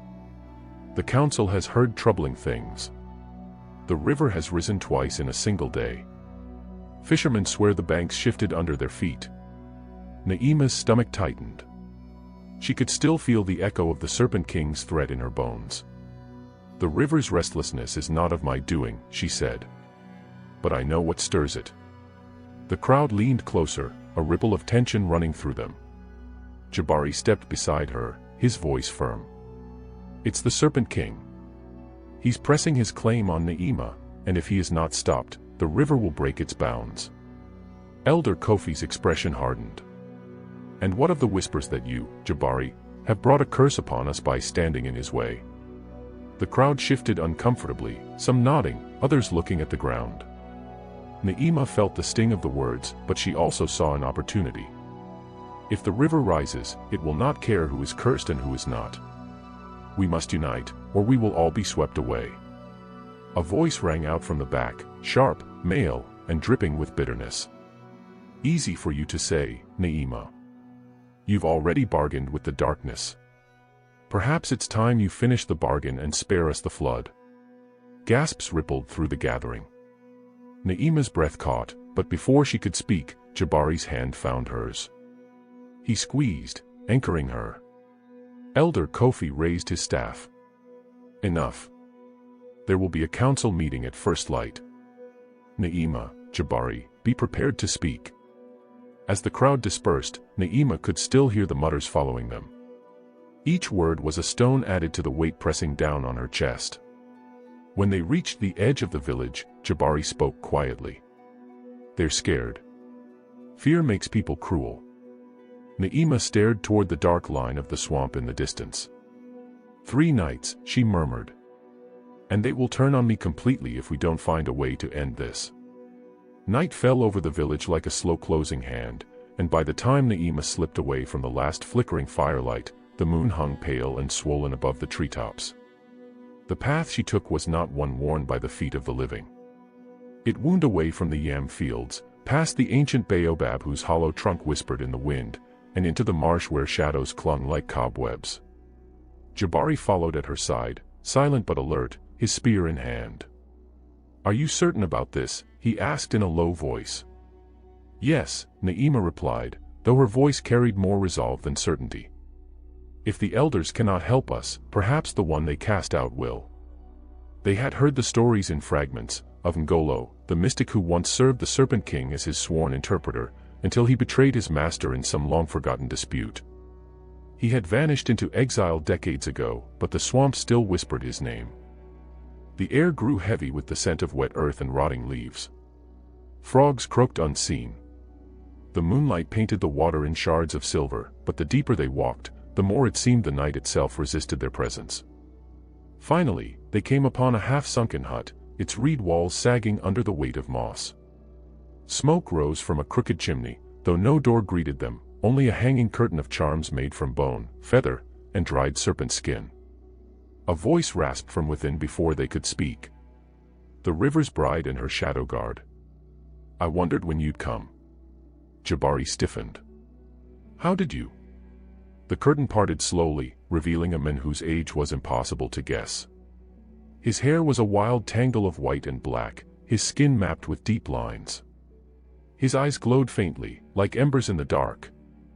Around his neck hung a necklace of river stones, each carved with a sigil.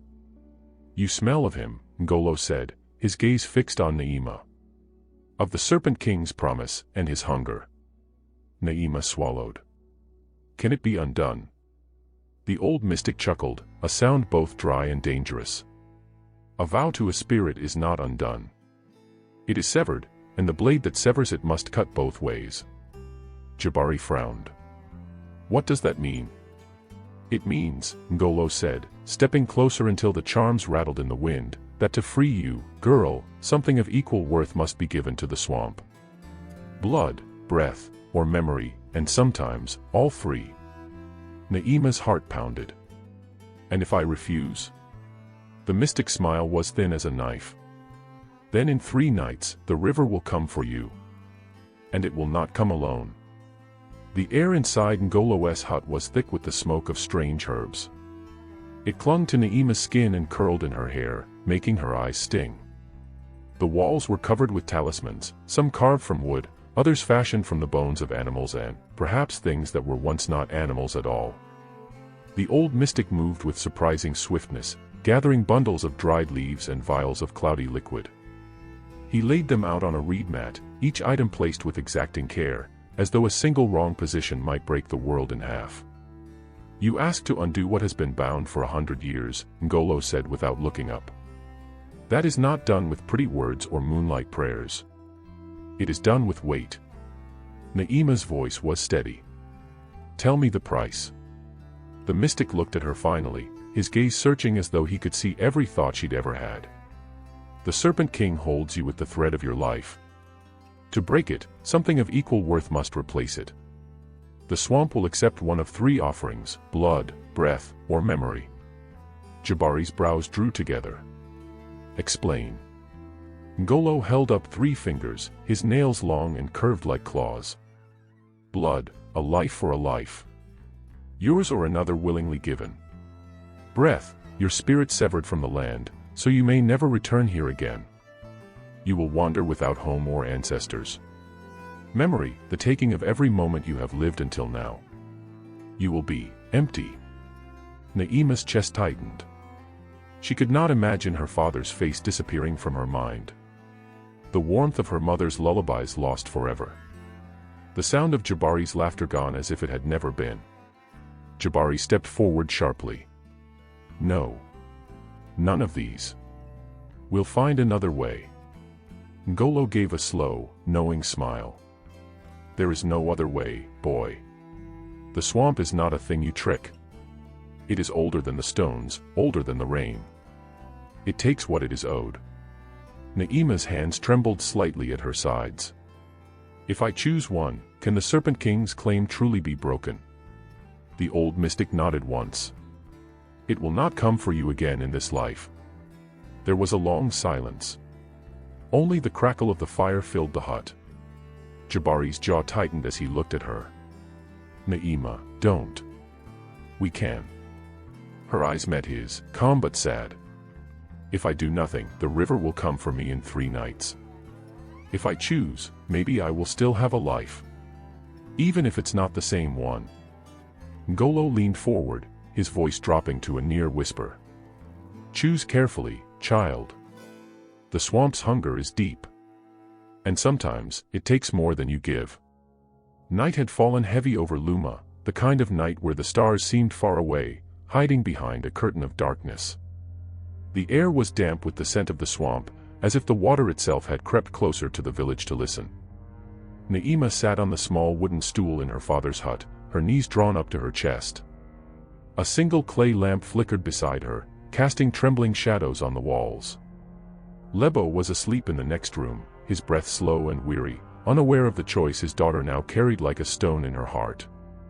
Jabari paced in front of her, his movements sharp, restless. Na'ima, you don't understand what Ngolo meant by more than you give. This isn't just sacrifice, it's surrender. And I can't let you do that. Na'ima's voice was soft but firm. You've been trying to protect me since we were children, Jabari.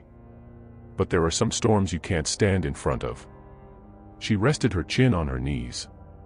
If the Serpent King takes me, he will keep me forever. At least if I choose.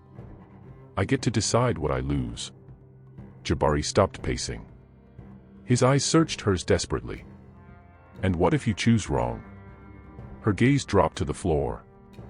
Then I live with it. Or, maybe I won't remember enough to care. The words hung in the air, heavy as lead. Outside, the wind shifted. It carried with it the faintest sound, not a rustle of leaves, not the lap of water, but a low, deliberate hiss. Na'ima's head snapped toward the doorway. Did you hear that? She whispered. Jabari grabbed the spear leaning against the wall. Stay here. He stepped out into the darkness, his eyes scanning the narrow paths between the huts. The moon slid out from behind a cloud for just a breath, and in that brief light, he saw it. A shadow, long and sinuous, sliding along the edge of the village, scales glinting like wet jewels. The Serpent King was here. Not in 3 nights. Not in 1. Tonight. Jabari's voice was low but urgent as he stepped back inside. Na'ima, we don't have until the 3rd moonrise. He's coming now. Na'ima's blood ran cold. She stood, her hands trembling. Then I have to choose now. Jabari grabbed her shoulders. No. Not like this, not when you're rushed. But in her heart, Na'ima knew the truth. Some decisions were not given the mercy of time. She looked at him, her voice barely above a whisper. If I take the blood price, it will have to be mine. I won't let anyone else die for me. Jabari shook his head fiercely. I'm not losing you. Not to the swamp, not to death, not to anything. Before she could answer, the hiss came again, closer now, almost inside the hut. and with it came a deep, resonant voice, smooth as water over stone. "Child of the fisherman, the hour is upon you." The shadows at the door began to move. The doorway seemed to stretch wider, as if the night itself had pushed its way inside. From the darkness emerged a shape that was neither entirely man nor beast, the Serpent King.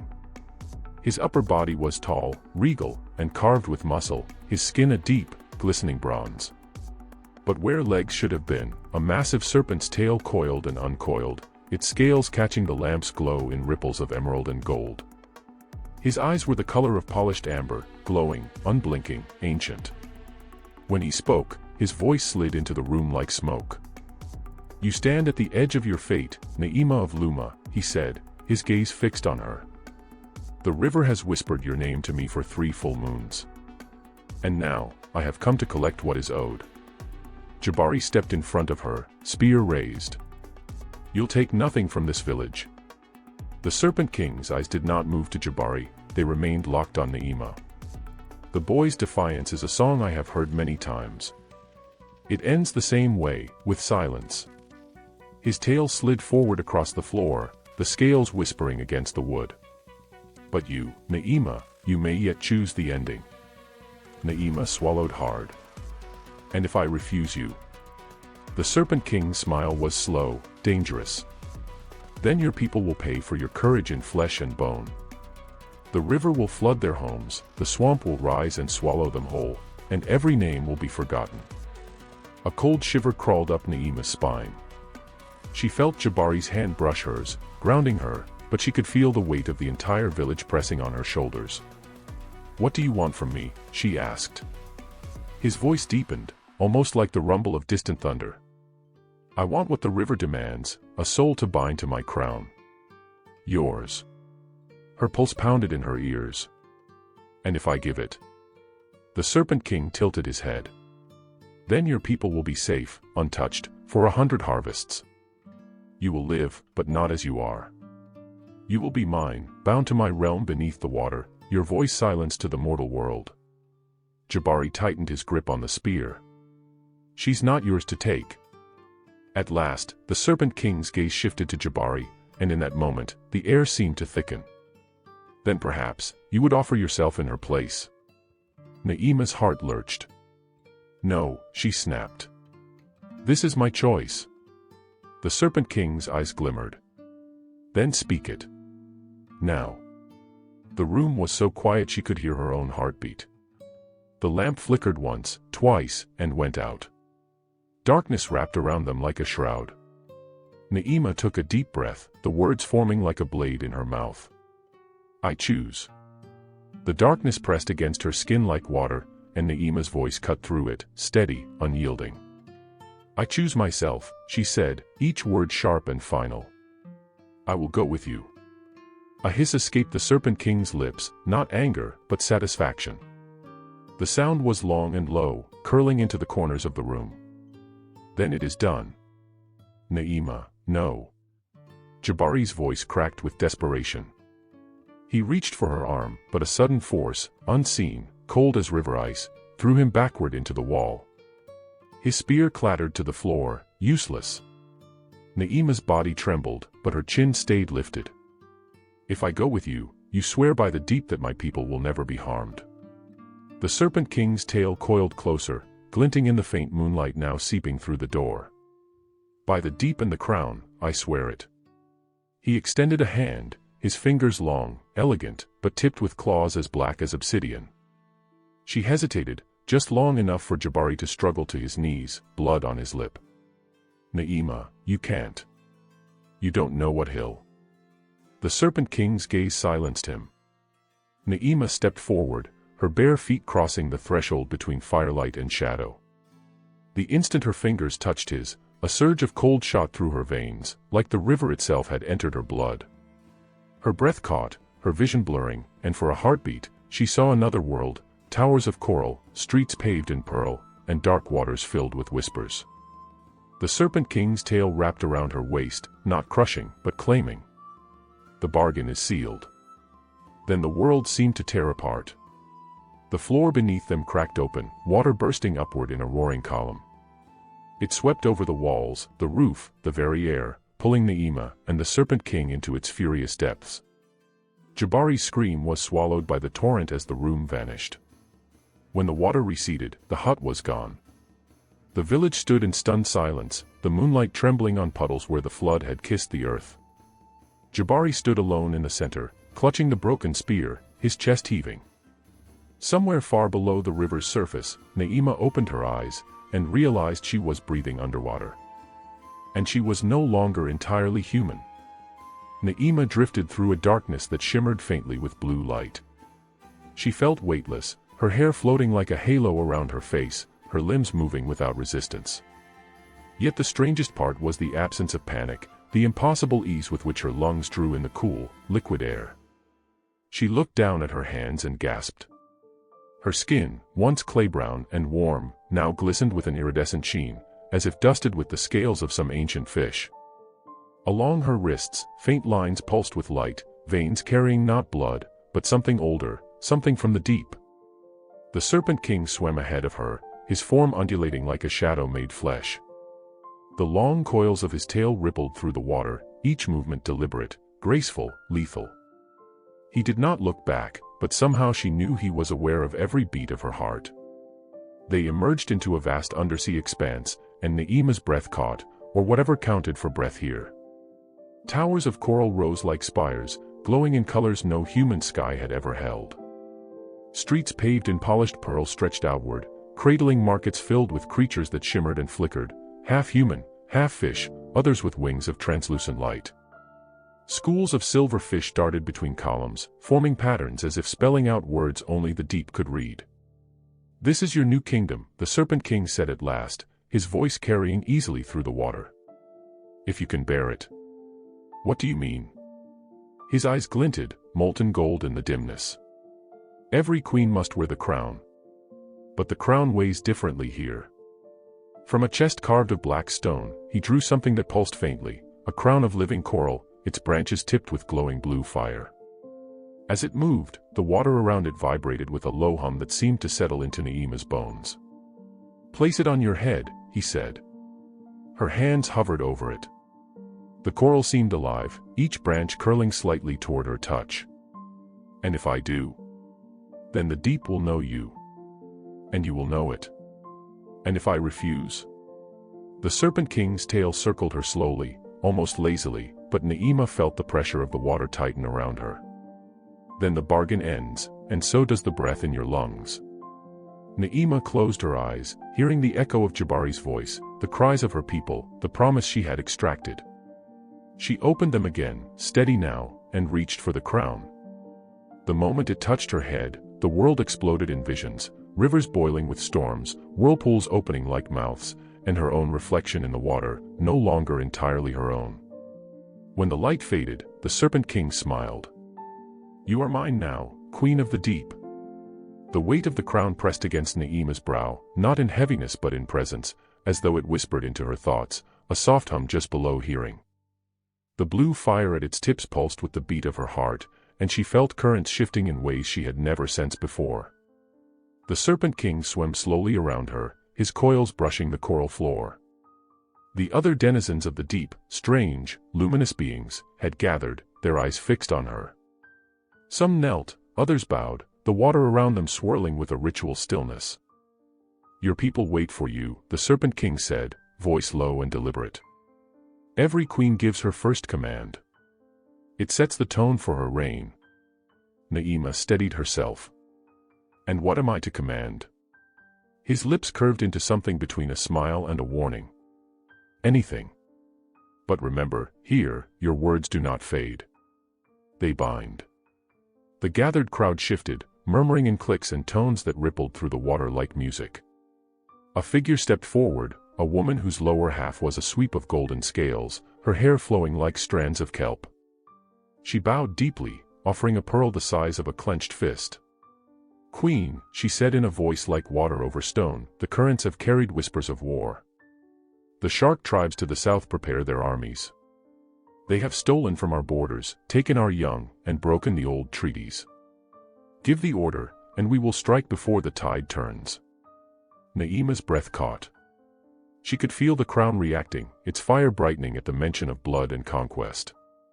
The deep inside her seemed to hunger for it, urging her to give the command. But somewhere beneath that hunger was a flicker of something else, the voice of her mother, the lessons of her village.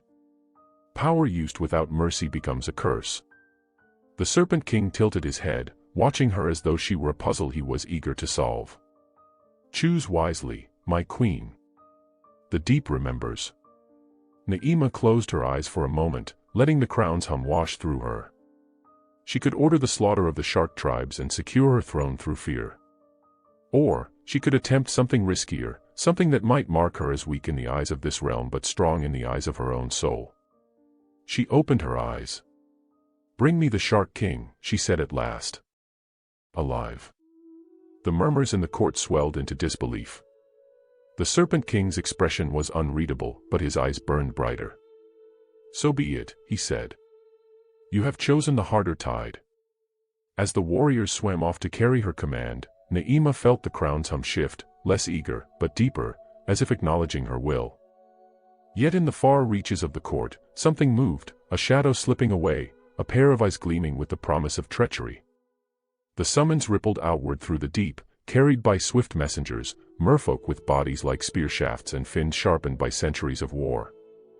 They sped toward the southern borders where the dark waters churned with the presence of the shark tribes. Naima remained in the great coral throne room, the light of the crown flickering with each report that returned. She paced slowly, her bare feet whispering against the polished shell floor, trying to ignore the growing knot of tension in her chest. The Serpent King, coiled nearby, watched her with the patient hunger of a predator before the strike. "They will bring him," he murmured. "But know this, the Shark King is no docile prey. He will test you." Hours, or perhaps days, for time flowed strangely in the deep, passed before the hunting party returned. The sea itself seemed to quiver before them, as though it feared what they dragged in their wake. The Shark King was enormous, his body thick with muscle, his skin marbled with scars. His black eyes gleamed with unblinking rage. Fins like serrated blades cut the water as he strained against the bands of enchanted kelp that bound him.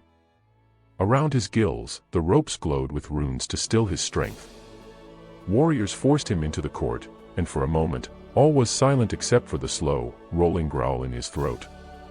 Naima rose, her crown blazing faintly. "You stand accused," she said, her voice carrying through the water like a tide. "You have taken our young and raided our borders. I called you here to answer for your crimes."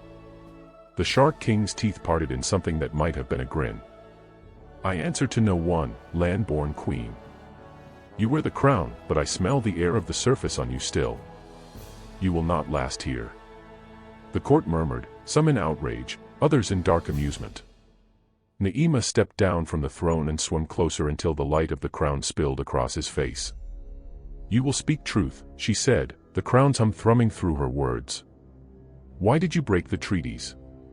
He leaned forward against his bindings, his gaze sharp as harpoons. "Because your people grow soft. Because the deep respects only those who take what they desire. And because," his grin widened, "I know the Serpent King fears me." A ripple passed through the court like the shadow of a great predator. Naima saw the flicker in the Serpent King's eyes, not fear, but recognition of a challenge. Naima realized then that this was not merely about borders or raids. This was about dominance, about which ruler the deep would follow when the currents turned violent. She could order his execution now and secure a momentary peace, or she could gamble everything on breaking him without bloodshed. Her choice would shape the deep for generations. The court erupted into a clash of voices, some calling for the Shark King's head, others demanding his release lest his people retaliate. The Serpent King's coils tightened on the marble dais, his gaze locked on Naima, waiting to see if she would choose steel or strategy. Naima raised her hand, and the chamber fell into silence. The golden glow of her crown deepened, casting streaks of molten light across the walls of coral. "The deep respects strength," she said slowly, her voice measured, deliberate. "Then let us test it, not in secret, not with assassins, but before all who dwell in these waters." The Shark King tilted his massive head, intrigued. "You propose a duel?" Naima's eyes narrowed. "Not a duel of blades. A trial by the currents. A shiver went through the room, the very phrase seemed to draw the chill of the abyss into the chamber. This was an ancient rite, older than most rulers, where two adversaries entered the vortex trench, a spiraling column of violent currents that dragged challengers to the brink of the void below. To survive was to prove the favor of the deep. To falter was to vanish forever into darkness. The Shark King's grin returned, cruel and shark-toothed. "I accept." The Serpent King shifted, his voice low and dangerous. "You risk much." He was born in the current's pull. The trench is his home. Na'ima's reply was quiet but firm. "And I was not born with gills, yet here I stand." That night, the court gathered at the rim of the vortex trench. The water churned below, a spiral of silver foam and ink-dark depths. Coral braziers burned with blue fire, their light trembling in the turbulent flow. Schools of curious fish darted in and out of the viewing platforms, sensing the weight of the moment. Na'ima stood in her battle garb, a weave of scale mail kelp and polished shell plates, light enough to swim yet strong enough to turn a blade. The crown rested on her brow, its glow dimmed to a smolder, as though conserving its power for what lay ahead. The Shark King waited opposite her, unbound now, the raw bulk of his form casting a shadow even in the bioluminescent glow. His tail flicked in lazy arcs, each movement betraying the power coiled within. A conch horn sounded, deep and resonant, and the water itself seemed to lurch. The first current reached for them, pulling at their limbs like a living thing. Without hesitation, Na'ima dove forward, into the spiral, into the roaring embrace of the deep. The trial had begun. The deep thing chuckled, a vibration so immense that the very water seemed to bend. "Chains? I gave you your fins, predator. I gave you the tides you command. Without me, you'd still be gnawing scraps at the reef's edge." The Shark King's jaw flexed, revealing teeth like shards of moonlight. "And I broke free." Na'ima felt the pull from both sides. The abyss's voice wove through her mind like silk, ancient, patient, promising dominion not just over the sea, but over the lands beyond it. She could see it in flashes, armies marching at her command, storms bending to her will, the serpents of the deep singing her name. And yet, her mother's face flickered in her memory. The warmth of the marketplace, the rhythm of the drums in her village. All of it could vanish beneath waves if she chose wrong. The abyss's eyes glowed brighter. "Say my name, child, and I will crown you here, beneath the oldest waters. Your enemies will drown in their own breath, and the Shark King will kneel." The Shark King surged forward, placing himself directly between her and the abyss. "You think you can command it?" His voice lowered. "It will eat you, Na'ima. And when it does, the world will never see the sun again." A pressure began to build, not from either of them, but from within her own chest. The crown on her head burned hot, the serpent-shaped metal thrumming like a heartbeat.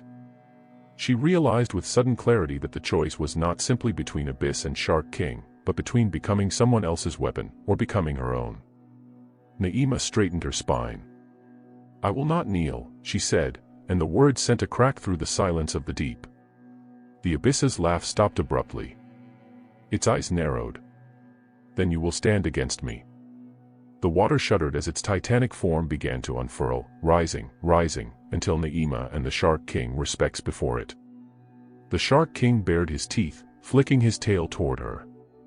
"Then swim, girl. Swim for your life." But Na'ima did not move. Her hands curled into fists. The heat of the crown surged through her veins. And somewhere far above, the ocean began to boil. The abyss rose like a mountain unmoored, blotting out what little light filtered from above. Its body was an ever-shifting tapestry of tentacles, scales, and shadow, each limb coiling in the water like a continent-sized serpent. Eyes, too many to count, burned from its depths, each one reflecting Na'ima's face as though testing how she would die. The water grew heavy. It pressed against her ribs, her thoughts, her very blood. Beside her, the Shark King's gills flared wide as he braced, fins slicing the currents with disciplined precision. "It will strike first," he said, his voice low, as if speaking might draw the thing closer. "When it does, do not hesitate. And whatever you do, don't bleed." The abyss moved without warning. A tentacle thicker than a palm tree shot through the dark, cutting the ocean in half. Naima spun aside, the water roaring in her ears, but the force of its wake sent her tumbling head over heels. She righted herself just in time to see the Shark King dart forward, his teeth flashing in a blur of silver. He bit deep into the tentacle, only for the wound to close instantly, black flesh knitting together as though it had never been torn. The abyss laughed, the sound vibrating through the marrow of Naima's bones. "Child of the shore," it rumbled, "you cannot kill what was never born." Naima gritted her teeth. The crown on her brow pulsed hotter, sending tendrils of light spilling through the water. Her vision shifted. Suddenly, she could see the abyss's body not as shadow, but as threads of magic, each glowing faintly in a web of living power. There, at its core, a single point of white fire. Her breath caught. It was its heart. The Shark King noticed her gaze. "You see it?" She nodded once. "We end this now." Together they surged forward, the Shark King cutting a path through whipping tentacles while Naima darted after him, the crown's power streaming from her hands in ribbons of gold. Each time a limb struck toward them, her magic seared it away, but each victory was temporary. The abyss's body was endless, and it moved with the certainty of a god. As they neared the core, the water changed, warmer now, pulsing as though they swam through the creature's own bloodstream. The heart loomed ahead, massive and glowing, each beat sending a tidal wave through the ocean. The abyss's voice grew sharper, colder. "Touch it, and you will never return to the surface." Naima's eyes narrowed. "Then I'll rule from the deep." With a single, desperate thrust, she drove the crown's power forward, straight into the heart. The ocean exploded in light. Light tore through the deep like a living storm. It wasn't gentle, not like sunrise over calm waves, it was violent, raw, as if the sea itself had been set on fire. The heart of the abyss ruptured beneath Naima's hands, its white blaze fracturing into 1,000 shards that spiraled outward in ribbons of molten brilliance. The creature screamed. It wasn't a sound made for mortal ears, more a shift in the world's spine, a distortion that made the water boil and the sand beneath quake. Naima's skull rang with it, her pulse hammering so hard she thought her ribs would crack. The Shark King was at her side in an instant, gripping her wrist and pulling her away from the imploding heart. "It's collapsing," he roared. The abyss's form was unraveling, tentacles thrashing in chaos, each one shattering coral mountains, uprooting ancient kelp forests, sending clouds of silt spiraling into the dark. But where the body dissolved, something far more terrible emerged, black smoke that didn't drift but crawled, twisting like sentient shadow. Naima's eyes widened. "What is that?" The Shark King's face darkened. Its true self. The flesh was only a vessel. The shadow surged upward, ignoring the ruins of its former body. It streamed toward the ocean's ceiling, toward the distant glimmer of sunlight far above. Naima felt her blood turn cold, it was heading for the surface. And then the ocean floor began to crack. Deep fissures opened beneath them, spilling blinding white light, as though the world below was made of fire. From the cracks came a pull, an impossible current dragging everything downward. Ruins, rocks, coral, whole sections of the seabed slid into the abyss below. Naima and the Shark King fought the pull, their bodies straining as if against a hurricane. The water roared in her ears, pressure building in her chest, the crown on her head vibrating like it might split in two. In the chaos, she caught sight of something rising from one of the fissures, a figure of bone and coral, crowned with spines, its hollow eye sockets burning faintly blue. It was ancient, far older than the abyss, and the water seemed to bow around it. It looked straight at her. And smiled. The water stilled. Not the stillness of peace, but of something ancient holding its breath. The fissures beneath Naima glowed like molten wounds in the seabed, and from them the skeletal figure drifted upward, every motion deliberate, unhurried. Its body was made of coral-bleached bone white, fused with gold-veined shells that glimmered faintly in the abyssal light. Spines crowned its skull like the rays of a sunken sun, and in its hollow eyes burned an otherworldly blue flame, cold, but impossibly deep. When it spoke, it was not with sound, but with a vibration in the marrow of her bones. "Daughter of clay and tide, the crown you wear binds the two realms. But binding is not enough. Will you rule, or will you sacrifice? Na'ima's fingers tightened around the Serpent King's trident. The Shark King hovered at her side, muscles coiled, ready to strike, but his voice was low. This is the keeper of the first depth. Even the abyss feared it. The keeper's gaze shifted toward the shadow of the abyss beast, now streaking toward the surface. If it breaches, the world above will drown in night. You can seal it, forever, but only by offering what is most yours. Na'ima's heart pounded. She understood instantly. It was not her life the keeper spoke of. It was her freedom. The crown thrummed on her brow, each pulse echoing like a heartbeat not her own. If she used it to seal the shadow, she would become part of the ocean's will, no longer Na'ima the girl, but Na'ima the eternal guardian, bound to the sea until the end of all tides. Her breath shook. Memories crashed into her, her mother's laughter, the warmth of sun on her skin, the taste of sweet yam roasted over an open fire, the sound of village drums. And yet, overlaying them, came the faces of the drowned sailors she had seen in visions, the cries of children on shores that might never see daylight again. The Shark King's hand touched her arm. If you do this, I will not let you guard it alone. She turned to him, eyes wet, and whispered, then hold me to my choice. Without another word, Na'ima surged upward through the collapsing abyss, the trident blazing in her grasp. The shadow beast roared, sensing her pursuit, and turned on her, a swirl of living darkness that lashed out with claws of night. Every strike it made tore chunks of water into void, sucking the light away, but Na'ima met it head-on. The crown flared like a second sun, beams of silver and turquoise lancing outward, forcing the shadow to recoil. Above them, the surface shimmered like a distant heaven. She could see it now, the faint silhouette of a fishing canoe, unaware of the doom rising beneath. Na'ima raised the crown from her head, holding it in both hands, and spoke into the deep, her voice ringing through water and stone. By the covenant of tide and clay, I seal thee in the roots of the world. The crown shattered into 1,000 shards of light, spiraling outward to form a cage of pure luminescence. The shadow shrieked, thrashing, but every movement only pulled it deeper into the growing fissures below. The cracks widened into a blinding vortex, the ocean folding in on itself as if swallowing a nightmare. The pull took Na'ima too.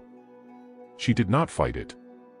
The Shark King's hand seized hers at the last moment, and with a single, fierce look, he followed her into the light. The ocean roared shut above them. Epilogue. On the shore of her village, the sea was calm. Children laughed as they chased each other along the foam, and fishermen cast their nets under the warm morning sun. None knew of the battle that had raged in the deep, nor of the girl who had once walked among them. But far beneath the waves, in the palace of coral and pearl, Na'ima sat upon a throne carved from the very bones of the abyss. The Shark King stood at her side, his gaze scanning the horizon of the endless sea. Her eyes, once soft brown, now shimmered with the colors of the tide. When she spoke, it was with the weight of the ocean itself. Let no shadow rise again. And somewhere in the deepest trenches, the keeper of the first depth smiled, for the sea had found its guardian,